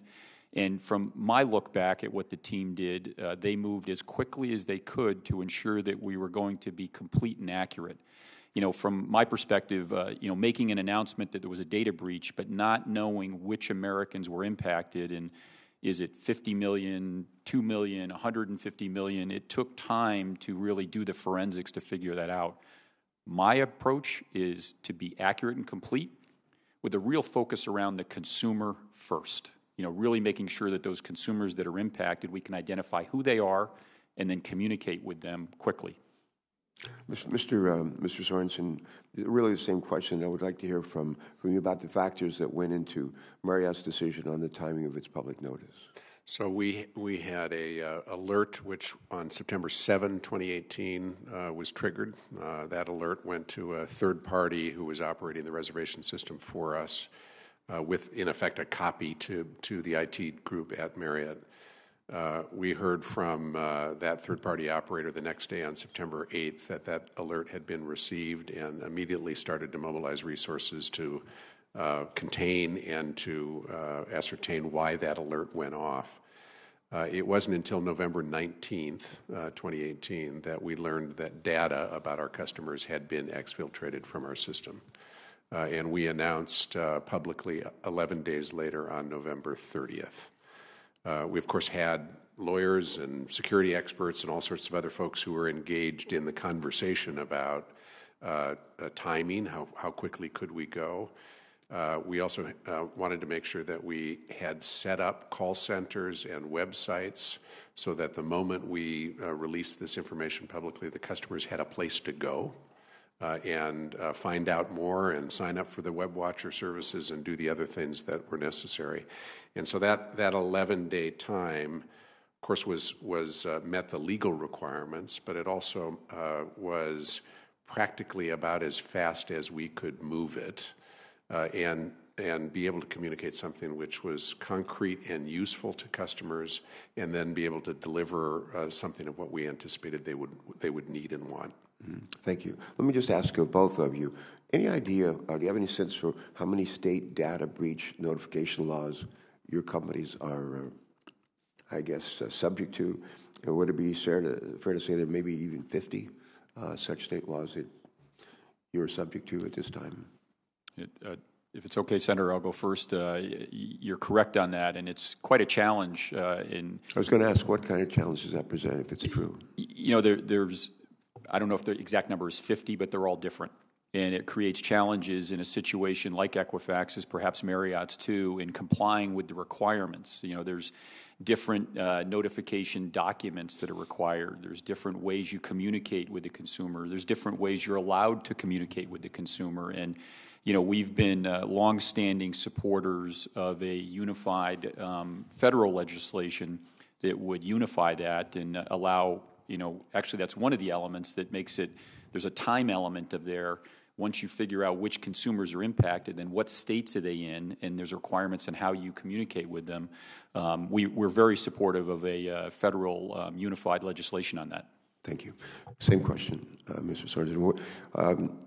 What kind of challenge do you have with respect to who to notify, when to notify, what to disclose about a data breach? With 50 different states. It was not among the biggest challenges we faced. I would put it that way. Although, if memory serves, we found someplace between 20 and 30 states had specific notification requirements with a deadline. Now, we of course met those deadlines and then ultimately communicated to all 50 states. Outside the United States, there were probably 20 or 30 countries that had various kinds of notification deadlines. Obviously, that's nothing that the federal government can do with that. Sadly, I suppose in some respects, this ground is too well trod, and so there are folks that can help us figure out where those requirements are and how to meet them. It would be simpler, of course, to have one sort of U.S. standard. But that's something that we'd be happy to work with your office and give whatever input we could from the experience we've had. Mm-hmm. Mr. Chairman, I'm sitting here thinking, believe it or not, it's something Richard Nixon, of all people, once said. And Richard Nixon once said, the only people who don't make mistakes are people who don't do anything. And so we all make mistakes. And I've said to our sons now, 29 and 30 years old, I've said to them many times, nothing wrong with making a mistake. The key is just we don't want to continue making the same mistake. In this case, mistakes not harm your companies, but as we've talked about, they harm 150 really innocent people across this country. So the question is, what do we do about it? And you've talked to us today about a number of things that each of you have done, and I am pleased to hear the statements of apology, of contrition, acknowledging the harm and the damage that's been done, and God knows I wish, and I'm sure 148 million people wish that the kind of thinking and this actions that you've displayed in the last year or so that you've been in your position, Mr. Begor, that kind of thinking had existed in the previous administration, if you will. You talked about what I think is really important. Leadership's most important ingredient, the success of any organization I've ever been a part of. And business, government, military, always the key. And if the leader doesn't say cybersecurity is important, or the board doesn't say cybersecurity is important, nobody else down the line is going to make it important in the end. And it appears to us that you've done that, both of you, and has made it very clear, right from the top, this is important. You've aligned incentives, financial incentives for the folks who are helping to run your company so that their incentives are all lined up with that in mind. Sounds like you've done a lot with respect to hiring the kind of workforce that you need to enable the desires and the wishes of the directives from on top to make sure that they're carried out. One of the things that I think a lot about, Mr. Chairman, is workforce. I know you do too, and we have focused in Delaware for a number of years now, University of Delaware, Delaware State University, Wilmington University, Delaware Technical Community College, and we're trying to make sure that we are turning out a better workforce to help take on all these jobs that are available out here to be done. With the federal government and what our responsibilities are, I was privileged to chair this committee, Homeland Security Committee, for a while, and led it with a fellow named Tom Coburn from Oklahoma. And we focused as a committee, as Senator Portman knows, he's part of this, and on what we needed to do within the federal government, what do we need to do as legislators. And frankly, in those couple of years, we did a lot. And we've continued to do a number of things. And I really think, Mr. Chairman, that this is a ripe time for us as a committee. We have new talent on either end of us here, Democrat, Republican, bright people with real-world experience that can bring a lot to this. I think it's really an ideal time for us to do our job of oversight. So we've done all this legislating, and it's being implemented. And we have, let's find out to what effect, to what good. And that's a big part of our job. Last thing I'll say is I'd ask to enter for the record some newspaper articles I read on the train coming down this morning from the last several weeks about the dramatic increases in attacks from China and from Iran. And I remember when Barack Obama met with President Xi in Washington State. You may remember this was 2015. I think it was September of 2015. And Jay Johnson, who was the Secretary of Homeland Security, gave me this eyewitness account. And in that meeting, President Obama apparently said to President Xi, we know you're attacking us. We know that you're coming after our trade secrets. You know we're coming after our business secrets, our scientific, our military secrets, and we want you to stop. President Xi apparently said, no, we don't do that. That's not the policy of our country. That's not what we're about. And President Obama basically said, this is who's doing it. These are where they're located, and we want you to stop. President Xi said, no, we're not really doing that. And I'm told that President Obama said, look, if you don't stop, you'll wish you had, essentially in so many words. And as you may recall, dramatic drop in attacks by China. About 2 months before that, the Congress of the United States, the President had essentially signed off on a 5-nation deal with Iran. They called for gradually lifting sanctions. At the time, Iranian elements were unrelentingly attacking, especially our financial services company. But in July, there was our strong supporter of lifting the sanctions in return for the Iranians stopping their development of nuclear weapons and opening up to incredible, very intrusive inspections, and they're still ongoing. And you know what happened? Well, literally within a month, the frequency of Iranian attacks greatly dropped, almost like China a couple of months later. And so there's another element here, Mr. Chairman, we don't think much about, and there's so much that they can do, so much that other companies can do and need to do. It's work for us to do in terms of training the workforce and making sure they're available. There's stuff that we can do in our oversight role, but there's also a role here for the administration and in reaching out to other countries and getting them to work with us instead of being out there undermining what we're trying to do. So there's plenty of work to do, multi-layer approach, and we appreciate your being here today, helping put a spotlight on this, letting us know what you've done to clean up the messes that you inherited, especially at Equifax. And it's given us an opportunity to think ourselves how we can do better do our own jobs. So thank you. Because everything we do, everything I do, I know we can do better, and it certainly includes this. Thank you. I can't believe government could do anything better than it's doing. Well, thank you. And to the witnesses, I've got 2 follow-up questions here that we want to get into the record. But let me reiterate what I said earlier, which is we appreciate your being here. We're trying to learn. And the lessons that you have learned within your companies are really important for what we're trying to do legislatively, understanding what happened, what could be done differently. This was frightening, scary for hundreds of millions of families whose personal and financial data was compromised, through the 2 companies you now lead. And I appreciate the fact that you acknowledge that, understand that, this is about hackers, it's about technology, but it's also about people. And the frustration that many Americans have right now that nothing is sacred or safe, and it's good to know that, as Mr. Sorenson has said, and Mr. Begor has said, that some of this data apparently has not been used yet by criminals in ways that one might have thought it could have been. It doesn't mean it didn't happen or isn't happening right now. Also, as raised earlier, some of this may be being used by foreign actors in ways that's counter to our national interests by targeting individuals. So it's really important that we get to the bottom of what happened, what's being done, and what can be done in the future legislatively. Let me go back, if I could, to the cybersecurity protocols, Mr. Begor, we talked about earlier. And again, in your testimony, you seem to lean a little bit heavily, I thought, on the fact that the program at the time, as I said, leveraged strong administrative and technical safeguards and was subject to regular ongoing review, external and internal assessments. We talked about the audit that was not respected, despite some really troubling data it uncovered.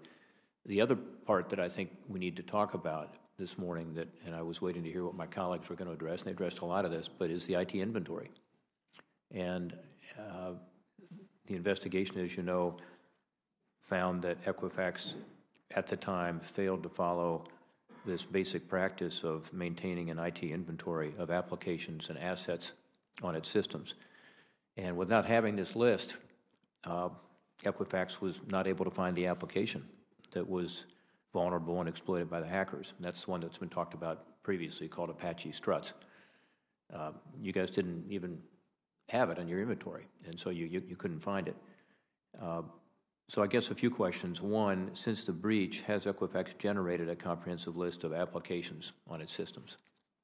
We have, Chairman, in great detail, and it's not only that. I think my colleague, Mr. Farsi, talked about some of the other automated systems that we put in place to really track all of our systems and make sure we understand not only the systems and all the assets that we have, but also when there's a patch that needs to be completed. Those are all automated, and we're watching those. And then there's multi-layers of defense. It's more than just one layer. I think the chairman knows that all these elements have to be done very well and done, with the latest technology, which is what we've put in place and we're continuing to put in place.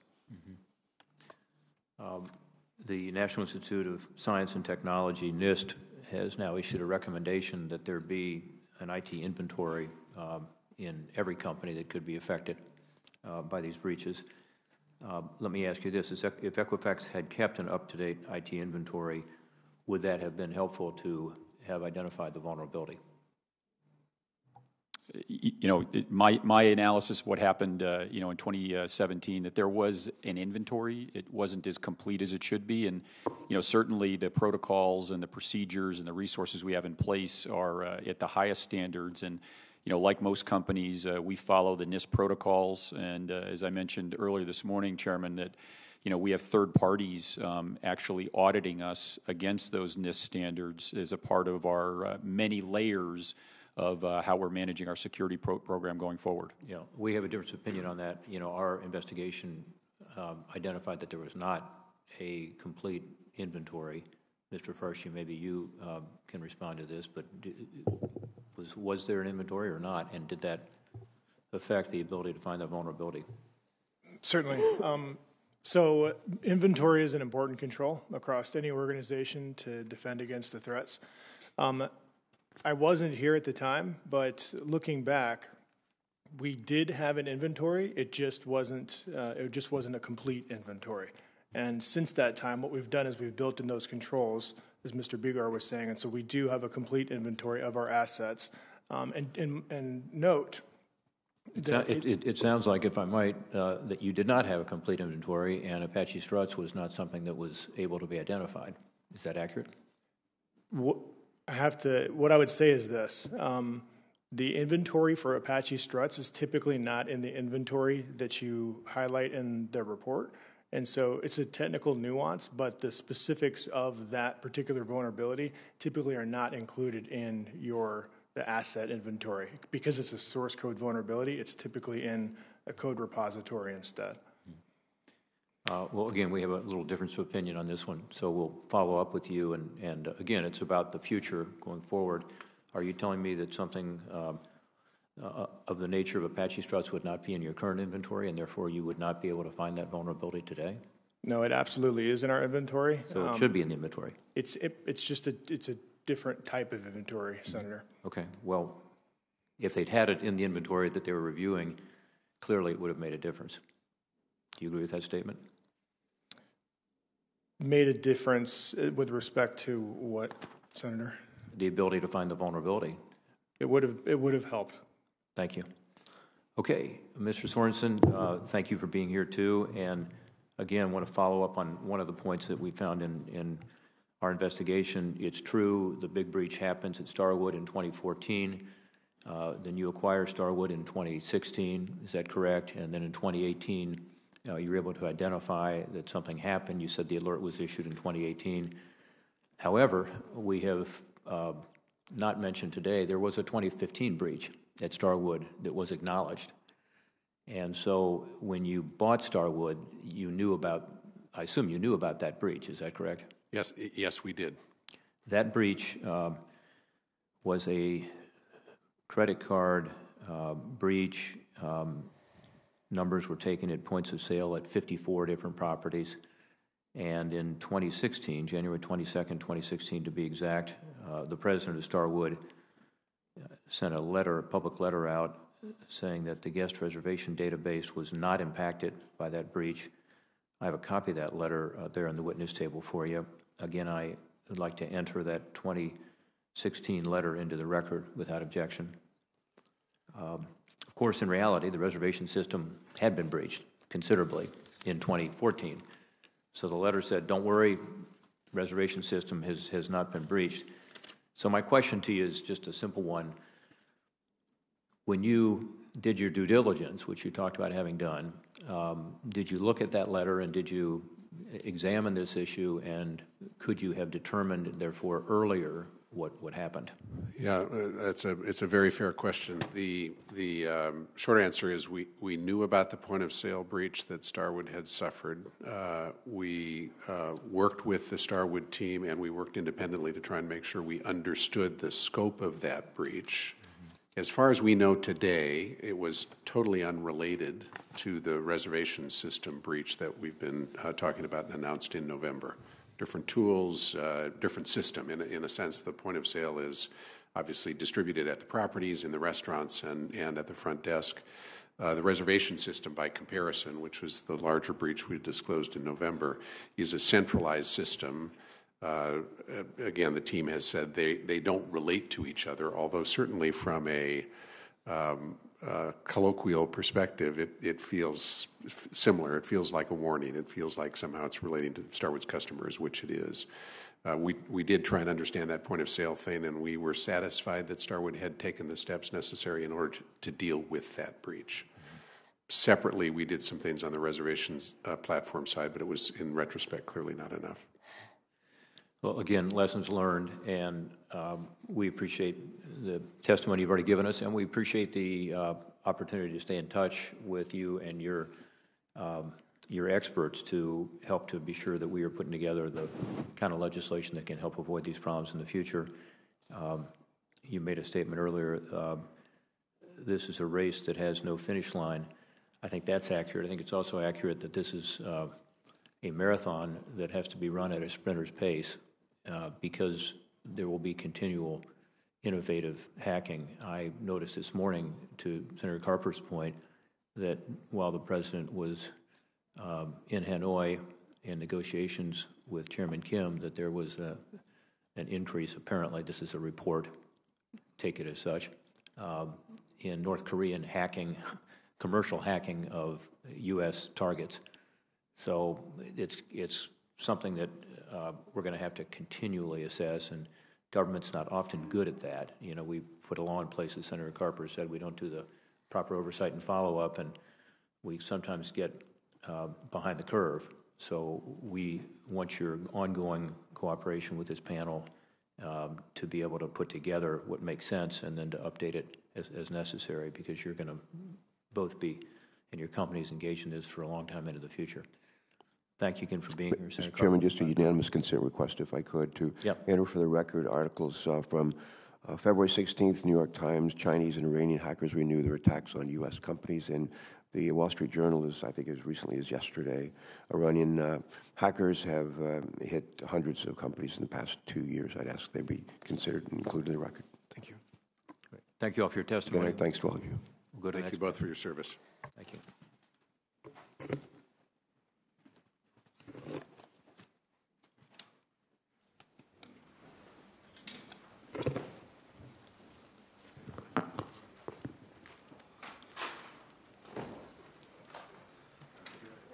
Good job.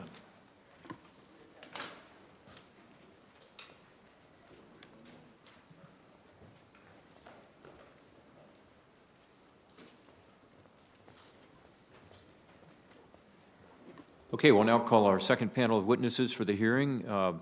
Please come forward, take a seat.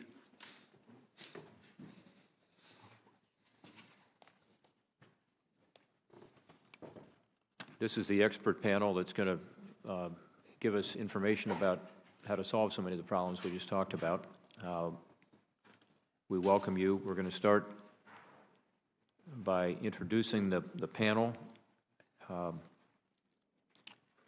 Alicia Cackley is here with us. She's Director of Financial Markets and Community Investment at the Government Accountability Office. We appreciate GAO's work on this issue and on this report. Second, we have Andrew Smith with us, who is Director of the Bureau of Consumer Protection at the Federal Trade Commission. And third, we have John Gilligan with us. Mr. Gilligan is the President and Chief Executive Officer at the Center for Internet Security. Again, it's the custom of the subcommittee to swear in all witnesses, so at this time I'd ask you to stand up again and raise your right hand.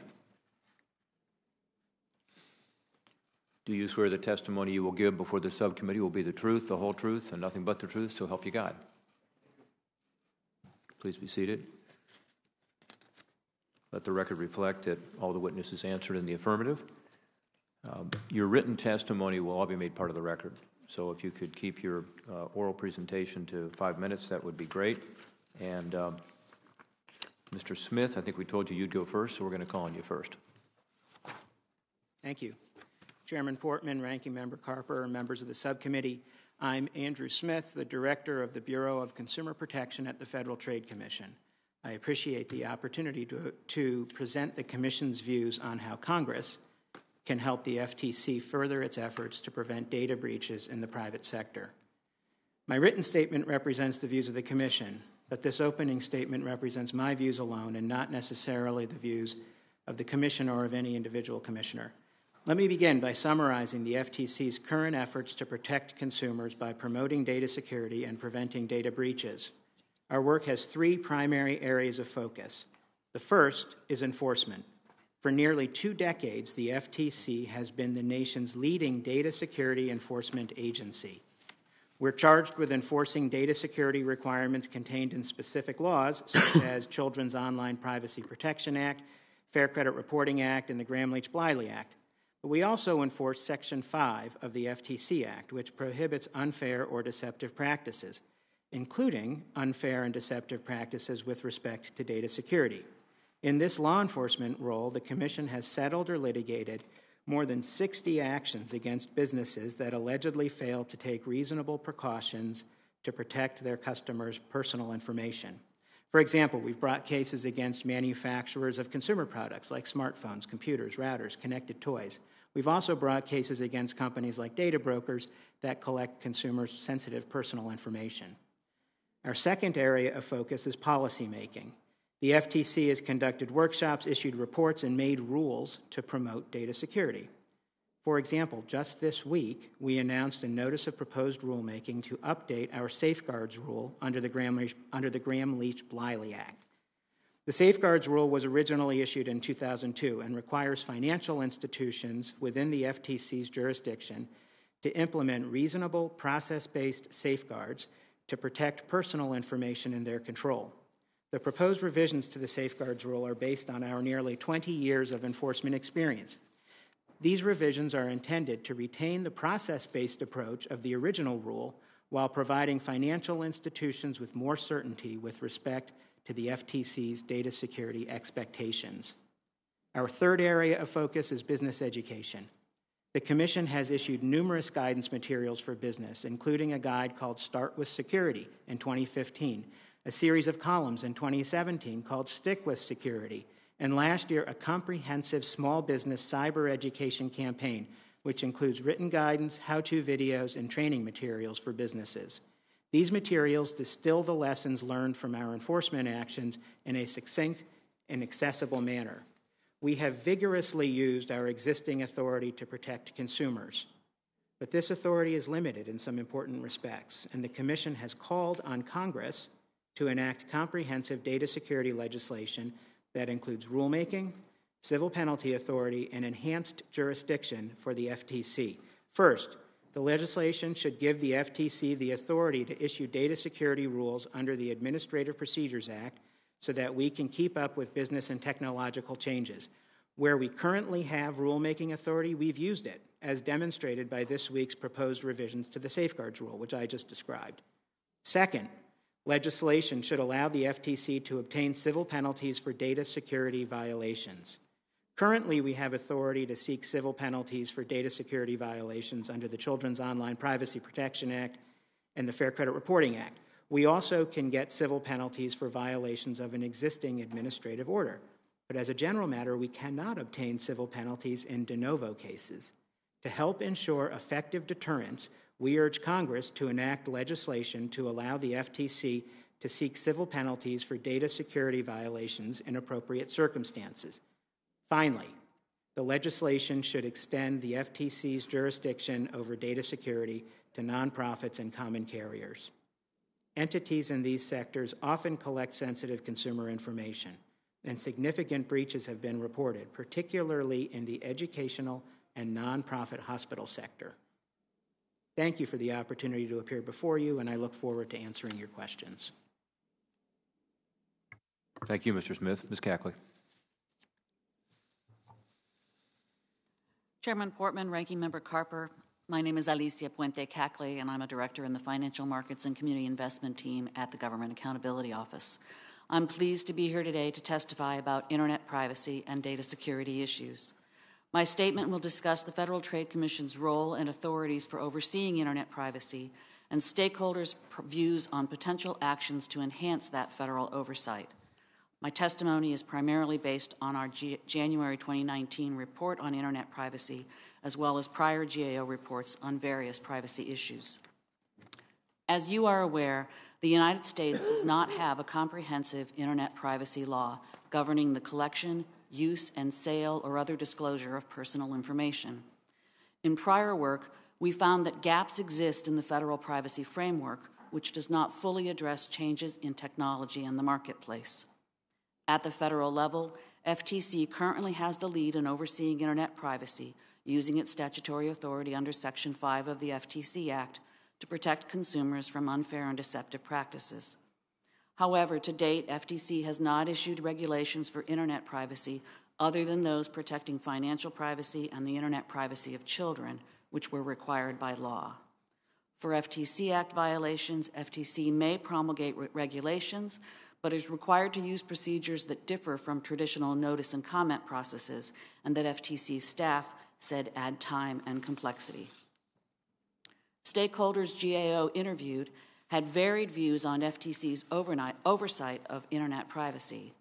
Most industry stakeholders said they favored FTC's current approach, direct enforcement of its unfair and deceptive practices statutory authority, which they said allows for flexibility. Other stakeholders, including consumer advocates and most former FTC and FCC commissioners GAO interviewed, favored having FTC issue and enforce regulations. Stakeholders identified three main areas in which internet privacy oversight could be enhanced. First, through statute. Some stakeholders told GAO that an overarching internet privacy statute could enhance consumer protection by clearly articulating to consumers, industry, and agencies what behaviors are prohibited. Second, through rulemaking. Some stakeholders said that regulations can provide clarity, fairness, and flexibility. And third, through civil penalty authority.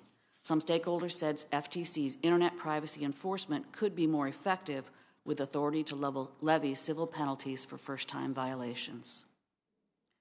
Recent data breaches at federal agencies, retailers, hospitals, insurance companies, consumer reporting agencies, and other large organizations highlight the importance of ensuring the security and privacy of personally identifiable information collected and maintained by those entities.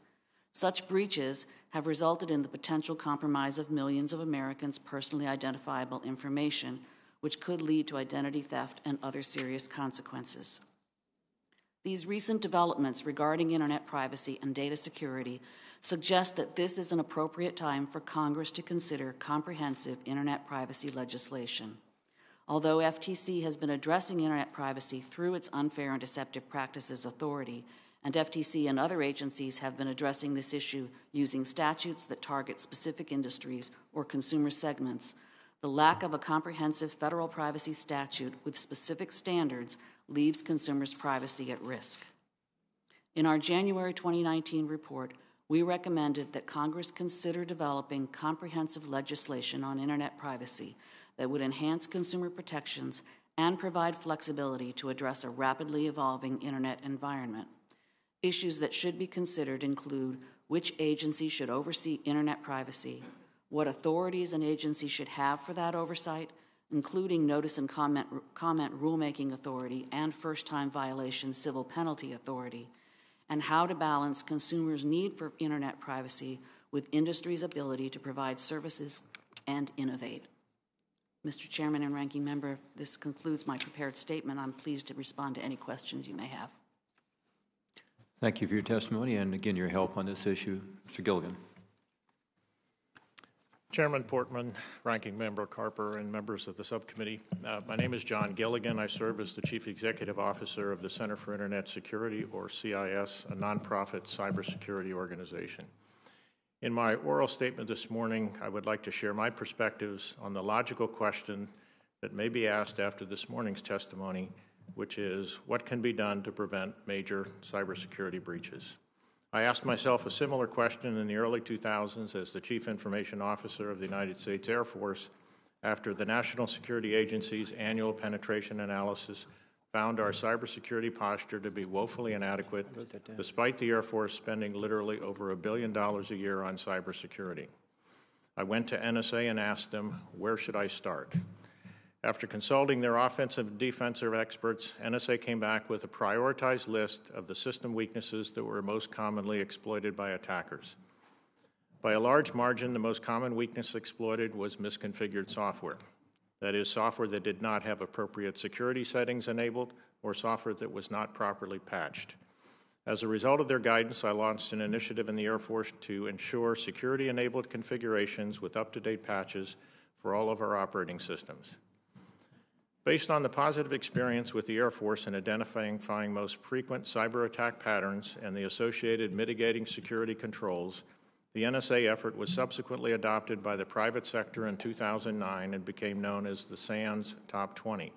In 2015, the effort was transitioned to my current organization, the Center for Internet Security, and became named the Critical Security Controls, or just the CIS Controls. The critical security controls represent a set of internationally recognized, prioritized actions that form the foundations for basic cyber hygiene or effective cyber defense. The controls are regularly updated by a global network of cyber experts. The critical security controls have been assessed as preventing up to 90% of pervasive and dangerous cyber attacks. The controls act as a clear, actionable, and free blueprint for system and network operators to improve cyber defense by identifying specific actions to be done in a priority order.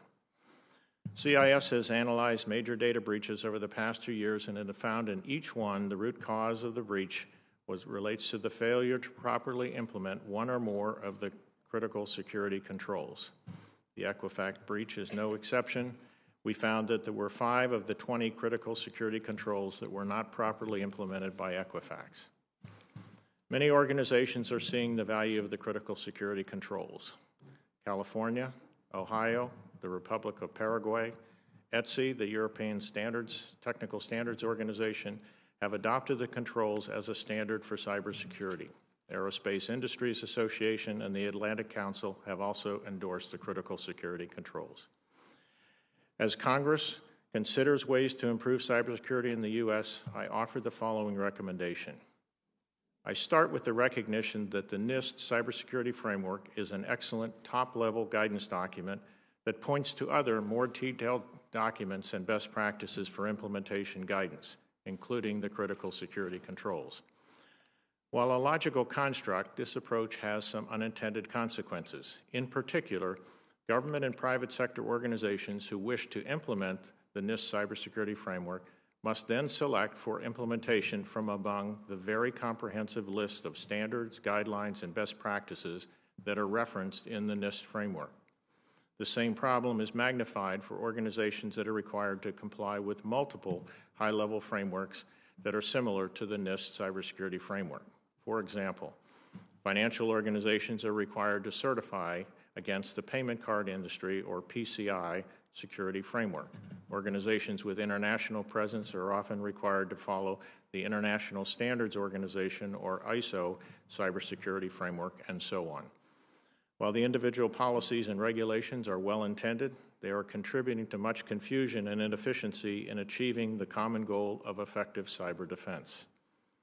Recognizing that our multiple cybersecurity frameworks and duplicative policies have contributed to great confusion, I would recommend that NIST be chartered to develop a single cybersecurity implementation guideline that can be used to satisfy the requirements of the NIST cybersecurity framework, PCI, ISO, IEEE, and similar general security frameworks. This implementation guideline should provide clear guidance on what constitutes basic cyber hygiene and specify a prioritization for implementation of appropriate controls. I note that the United Kingdom and Australia have done exactly that with the Australian Signals Directorate's Essential 8 and the United Kingdom's National Cybersecurity Center's Cyber Essentials. I offer the Center for Internet Security's critical security controls as a point of departure or a model for such an effort. This concludes my remarks. I look forward to your questions. Thank you, Mr. Gogan. Thanks to all three of the witnesses. As we heard this morning, these data breaches have become a fact of doing business, haven't they? And it's a matter of constantly keeping up. It never ends. The best estimate we have, the most recent data we have, comes from the first half of 2018, and that is there were 291 data records compromised every second. 291 data records compromised every second. I don't think that's slowed down. It is probably increased. So it's an ever-present danger to consumers, to businesses, to our government, to our national security. Mr. Smith, I found your testimony interesting. As has been alluded to today, 50 states have different standards on this. Most states have passed their own breach notification laws. In fact, I think every state has some sort of breach notification law, don't they, Mr. Gogan? I believe that's the case. Yeah. So, you know, that's good, but they vary significantly from state to state. So let me ask you this, Mr. Smith. What benefit would there be from having a single standard at the federal level for breach notification legislation, given, again, this climate we have of increased technological interconnectedness and the number of breaches we're seeing? Right. Well, it seems like there would be some benefit to uniformity. I should, though, say that our current commission, so our commission, as you know, is composed of 5 commissioners. Mm-hmm. All of them are new within the last year or so, and they have not had an opportunity to testify on whether or not they would support a uniform data breach notification standard. Past commissions have supported such a uniform notification standard. But in your personal capacity this afternoon now, what's your opinion? I was interested, actually, by what Mr. Sorenson said when he said it was a challenge, but it was not necessarily their primary challenge. And so I worked at the FTC in the early 2000s, and at that time, California had passed its first-in-the-nation data breach notification standard. We dealt with it under the choice point breach, which was a huge breach at the time. And we started looking at whether we should have a uniform standard, and in fact, the commission, I believe, testified in favor of it at that time. Bills were introduced, 2005, say we need a national standard. Every state's going to enact their own standard. Well, every state has, and the sky hasn't fallen. So I feel as though companies have probably figured out how to comply. I do have to say that I do think there is always a benefit to uniformity in terms of ease of compliance. But from what I can tell in the market, companies seem to be able to comply with with this multiplicity of standards. Well, ease of compliance is one issue, and I do think that's something we'll hear about from the private sector, that they would prefer to know what the standards are and not to perhaps even inadvertently not follow a standard that's different in state to state.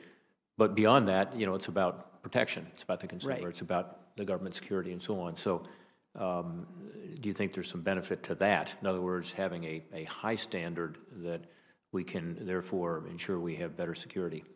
So one of the critical aspects of any kind of a breach notification standard is the trigger for notification. I think that on the earlier panel, it was mentioned that there's a 72-hour notice requirement in GDPR. I think that there is, from the perspective of someone who focuses on consumer protection, I want to get notices to consumers that are useful, right? That give them accurate, yep. Give them actionable information. I think the worst thing, and we've seen it in some of these breaches, is piecemeal notification. One notice goes out, we thought that this was breached and you should do this in response, and then another notice goes out, yep. We've discovered this other asset was breached. Just adds to the frustration. that people adds to the already feel. frustration. You need to give a company time to investigate. You know, they have to investigate quickly. Give them time to investigate, figure out who was affected and what information was compromised and what consumers can do to protect themselves, as well as develop the systems to respond.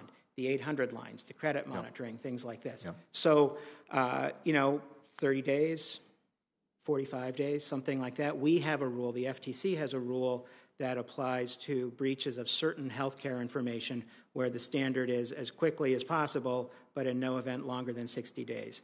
I don't know if that's the right cut or not, but you need to give people a little bit of time to conduct a thorough investigation. I don't disagree with that, but I think 60 days is excessive given could well be the fast-moving nature of this and the potential for people's information to be compromised.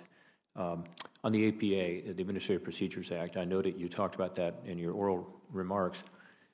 I think the Administrative Procedure Act rulemaking probably does give us more flexibility. In other words, as I said earlier, the previous panel wouldn't be able to respond quickly to a changing threat because it's going to be ever-evolving. However, there is concern that unless it was specifically related to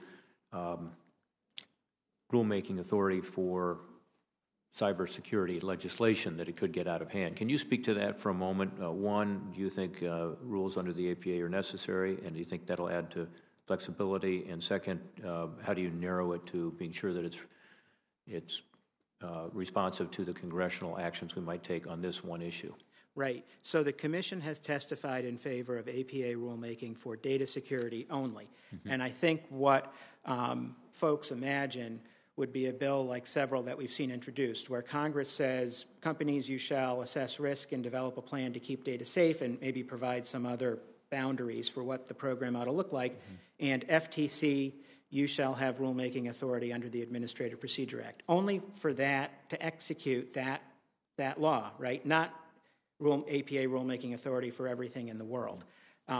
What we have right now, and was referred to by Ms. Cackley, is rulemaking authority under the Magnuson-Moss Warranty Act, which requires us not only to do notices of proposed rulemaking and taking of comments, we have to do advance notices of proposed rulemaking, we have to have hearings, we have to issue interim reports, we have to allow for interim appeals. What that means, it's not impossible to do, but what it means is that, from soup to nuts, a MAG-Moss rule takes us 10 years. Yeah, it slows down the process considerably. One final point, then I'll go to Senator Carper on the nonprofits you mentioned, and you said that private carriers and nonprofits should be under the FTC rubric for this purpose. Can you give us a couple examples of that? I'm thinking about hospitals where there have been some breaches, as an example, where sensitive medical information could be released inadvertently, sometimes through hackers. Right. So hospitals, the issue with, if it's medical information, healthcare information, and it's a hospital, then that will be covered by HIPAA. And we work closely with HHS and the Office of Civil Rights to enforce and administer HIPAA standards. What we have seen with nonprofit hospitals are breaches of employee data, not covered by HIPAA. And that's a real challenge. We have also seen breaches at educational institutions. And we have seen breaches at common carriers, and there is, I think, bit of an open question about the Federal Communications Commission's authority to address those, jurisdiction to address those breaches. All things to look at. Thank you. Senator Carper. Thank you for really illuminating testimony this morning. You're sitting out in the audience, and I don't know what you're thinking about, but you came to the table prepared, and it's very much appreciated. One of the things that's always helpful to me is when we have a panel of well-informed, thoughtful witnesses, is to see where do you think you agree, and the question will be, where do you think you agree as a panel with respect to what Congress should do next? Would you just start us off, Ms. Cackley? Senator, I think where certainly my testimony and Mr. Smith's testimony were in agreement was around the need for a legislation and what some of the elements of that legislation could include, which is to say notice and comment rulemaking authorities, civil penalty authorities. Those were the things that would best help the FTC or whichever agency Congress chooses to invest with this issue, oversight over this issue, the necessary tools to be able to get the job done. All right, thank you. Mr. Smith, where do you think the three of you agree on what we should be doing next, our to-do list, if you will? Well, I mean, particularly with respect to the statutory authority for the Federal Trade Commission to make rules in the area of data security and enforce using civil penalties and also the expanded jurisdiction, we certainly agree on that. And I agree with Mr. Gilligan from CIS about the importance of these useful rubrics like the CIS critical security controls to educate businesses and to focus their attention on things that really matter. For a lot of businesses, I think that data security is just sort of an insurmountable obstacle. It's beyond anyone's comprehension. And these types of rubrics, I think, help businesses to focus their attention in the right place. We've done the same thing this week with our GLBA safeguards rule, where we have the rule began life in 2002 and at the time was quite influential, but it's very basic. I mean, it's about that long. And it requires companies to have good data security, conduct data assessments, appoint people to be responsible. In our new rule, which is somewhat longer, we offer more specifics about encryption and penetration testing and some of the other best practices, which one provides businesses with an auditable standard, provides them with clear information about our expectations, and also candidly provides us with more ability to enforce. Mr. Gilligan, same question. Where do you agree? Well, I think there's fundamental agreement that complex issue. There are a number of regulatory bodies, Federal Trade Commission being one, who have jurisdictions over part of our economy.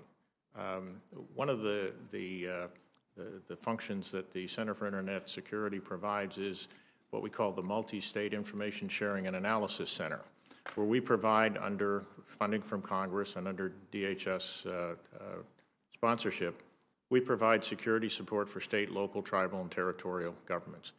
Included in state, local, tribal, and territorial is almost every different domain that you might imagine. And they're all struggling dealing with cybersecurity. While I personally am not an expert in data breach reporting, I can say that the states and local governments are struggling trying to deal with all of the well-intended regulations that I mentioned in my testimony. And so I think some consolidation of that and simplification, and as I suggested, perhaps using something like the critical security controls is really the technical implementation foundation. That's where most organizations, and that needs to be continuously updated, that's what most organizations need to help focus. And as I said, you know, the breaches that have been discovered invariably are the result of failure to implement very simple controls in a comprehensive way.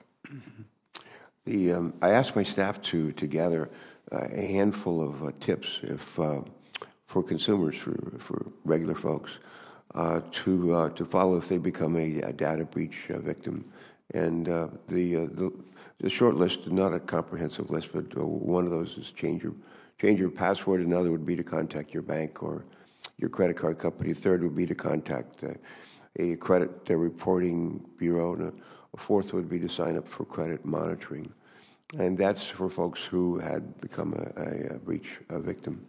What, Mr. Gilligan, what would you suggest that consumers can do to protect themselves, like prospectively, not after they become a victim, but prospectively? Any tips? Well, I think it would be largely parallel to the list you just mentioned. One of the things that I would recommend is that all consumers freeze their credit reporting, which is often a vehicle through which their particular personal information is compromised. I think having good hygiene with regard to passwords, with regard to updates and security software are also things that all consumers should do on a regular basis in order to protect themselves. Mr. Smith, Ms. Cackley, anything you want to add to that list? I would say that I would direct consumers to our website, ftc.gov, where we have a tremendous amount of information about how to protect yourself in the event of a data breach, both general information as well as specific information. So, for example, we have pages that are dedicated to tax identity theft. We have a page dealing with connected toys. Just a couple of months ago, in December of 2018, there was a phishing scam where consumers received what appeared to be authentic emails from Netflix saying you need to provide us with your payment information again. We developed a specific page in consumer education to deal with that specifically because it was an important threat to consumers. We also built pages for the Marriott breach and the Equifax breach that gave specific information for consumers who had received those notices about what they could do to protect themselves, including some of the measures that your staff mentioned. And finally, where consumers believe that they may be a victim of identity theft, they need to go to identitytheft.gov, which is operated by the FTC. And there we have tools such as the identity theft affidavit that you can use with the credit bureaus to have fraudulent information removed from your credit report, as well as receive other rights under the Fair Credit Reporting Act. Thank you. Ms. Cackley, one last word. I would say just that consumers need to educate themselves. Thinking prospectively, they need to understand what data is potentially available to other people, what companies are collecting their data, and how they can set privacy controls potentially, or do whatever else they can to keep themselves safe. Terrific. Thank you. You had to wait here for a while in order to share your thoughts with us, but for us it was well worth the wait, and we thank you very much. I can't tell you how much we appreciate the testimony and also the ongoing work with us on this, because we've got some real expertise here. And by the way, with regard to the FTC, I think I speak for Senator Carper on this too. We really want you to feel responsible. In other words, one of the concerns that I've had is there's so much of this going on, breaches, some of which relates to private companies, some, as you mentioned earlier, nonprofits. So many people are concerned about where their information is going, even if it's not a business per se that you would normally think of, as we saw in the earlier panel, but even any of these websites where you're giving information and that information is then being given out to other people. Folks want to know about it, and so I hope, and maybe Ms. Puente-Cackley can do some work on this going forward, that you all feel empowered to be that one stop for a consumer. If they have a concern, they can go to your website and figure out both what's going on with a specific issue, as we talked about earlier. If there's been a breach at a big company, and they can find out what the information is about how they can protect themselves, but also just general information. So I assume you feel you have that responsibility already, but we want to be sure that whatever legislation we do squarely puts that responsibility, frankly, and accountability on the FTC. Any thoughts on that? Well, we are the country's only general jurisdiction consumer protection agency. So we have a lot of consumer protection agencies, the FDA or the Securities and Exchange Commission or the banking agencies. We're the only ones who take a general view to the whole marketplace. And we believe that we are the best equipped to address, should Congress pass legislation with respect to data security or privacy, we believe that we are the agency that is best equipped to enforce and administer that statute, not only because of our more than 20 years experience with privacy and data security. In fact, if you look at the Fair Credit Reporting Act, that statute's been around since 1970, and we've been in charge of enforcing and administering it. But also just our general know-how with respect to how to protect consumers and our focus on consumer harm, whether it's deceptive practices or unfair practices. And we have the goods to show for it, right? We've brought 60 cases plus in the data security area and the same in the privacy area.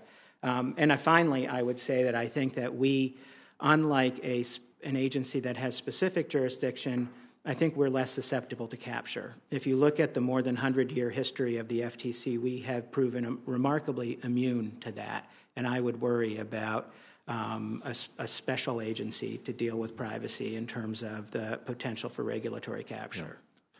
Well, again, I think that is consistent with where we would like to go with legislation, just to affirm that and to make sure there's a clear line of responsibility. My final question is about Ohio, of course, and it's to Mr. Gilligan, because he mentioned Ohio in his list of states and countries that have put in place some kind of a internet security control system.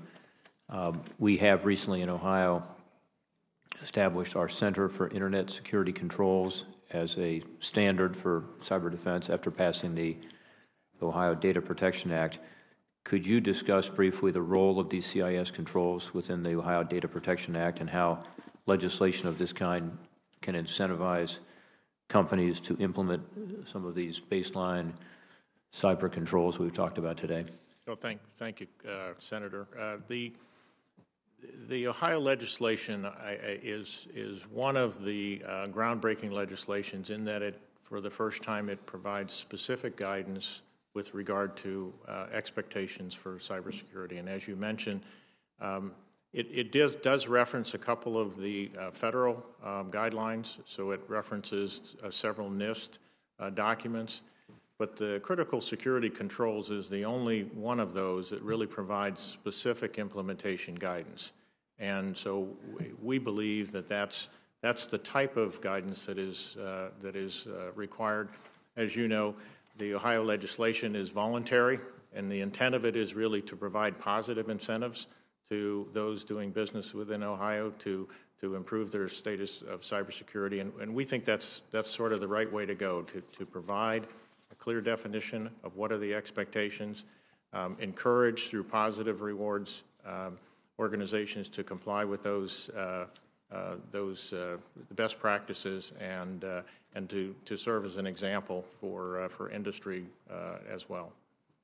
Thank you, Mr. Gilligan. Senator Carper. Yeah.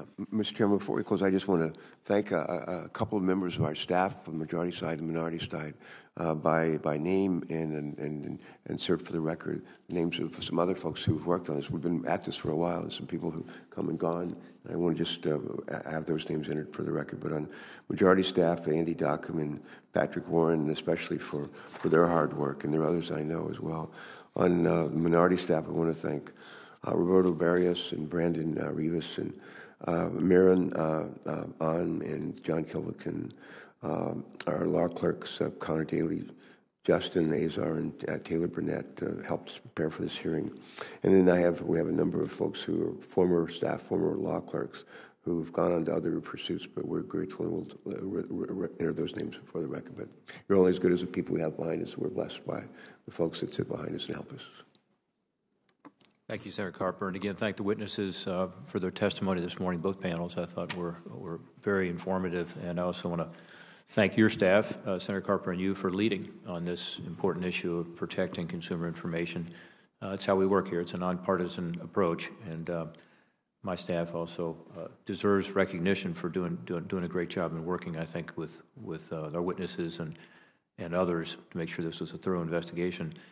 As with our other investigations, we're going to be looking at legislation, so we want your continued help on that. I look forward to working with Senator Carper on that. The hearing record will remain open for 15 days for any additional comments or questions by any of the subcommittee members. And with that, this hearing is adjourned.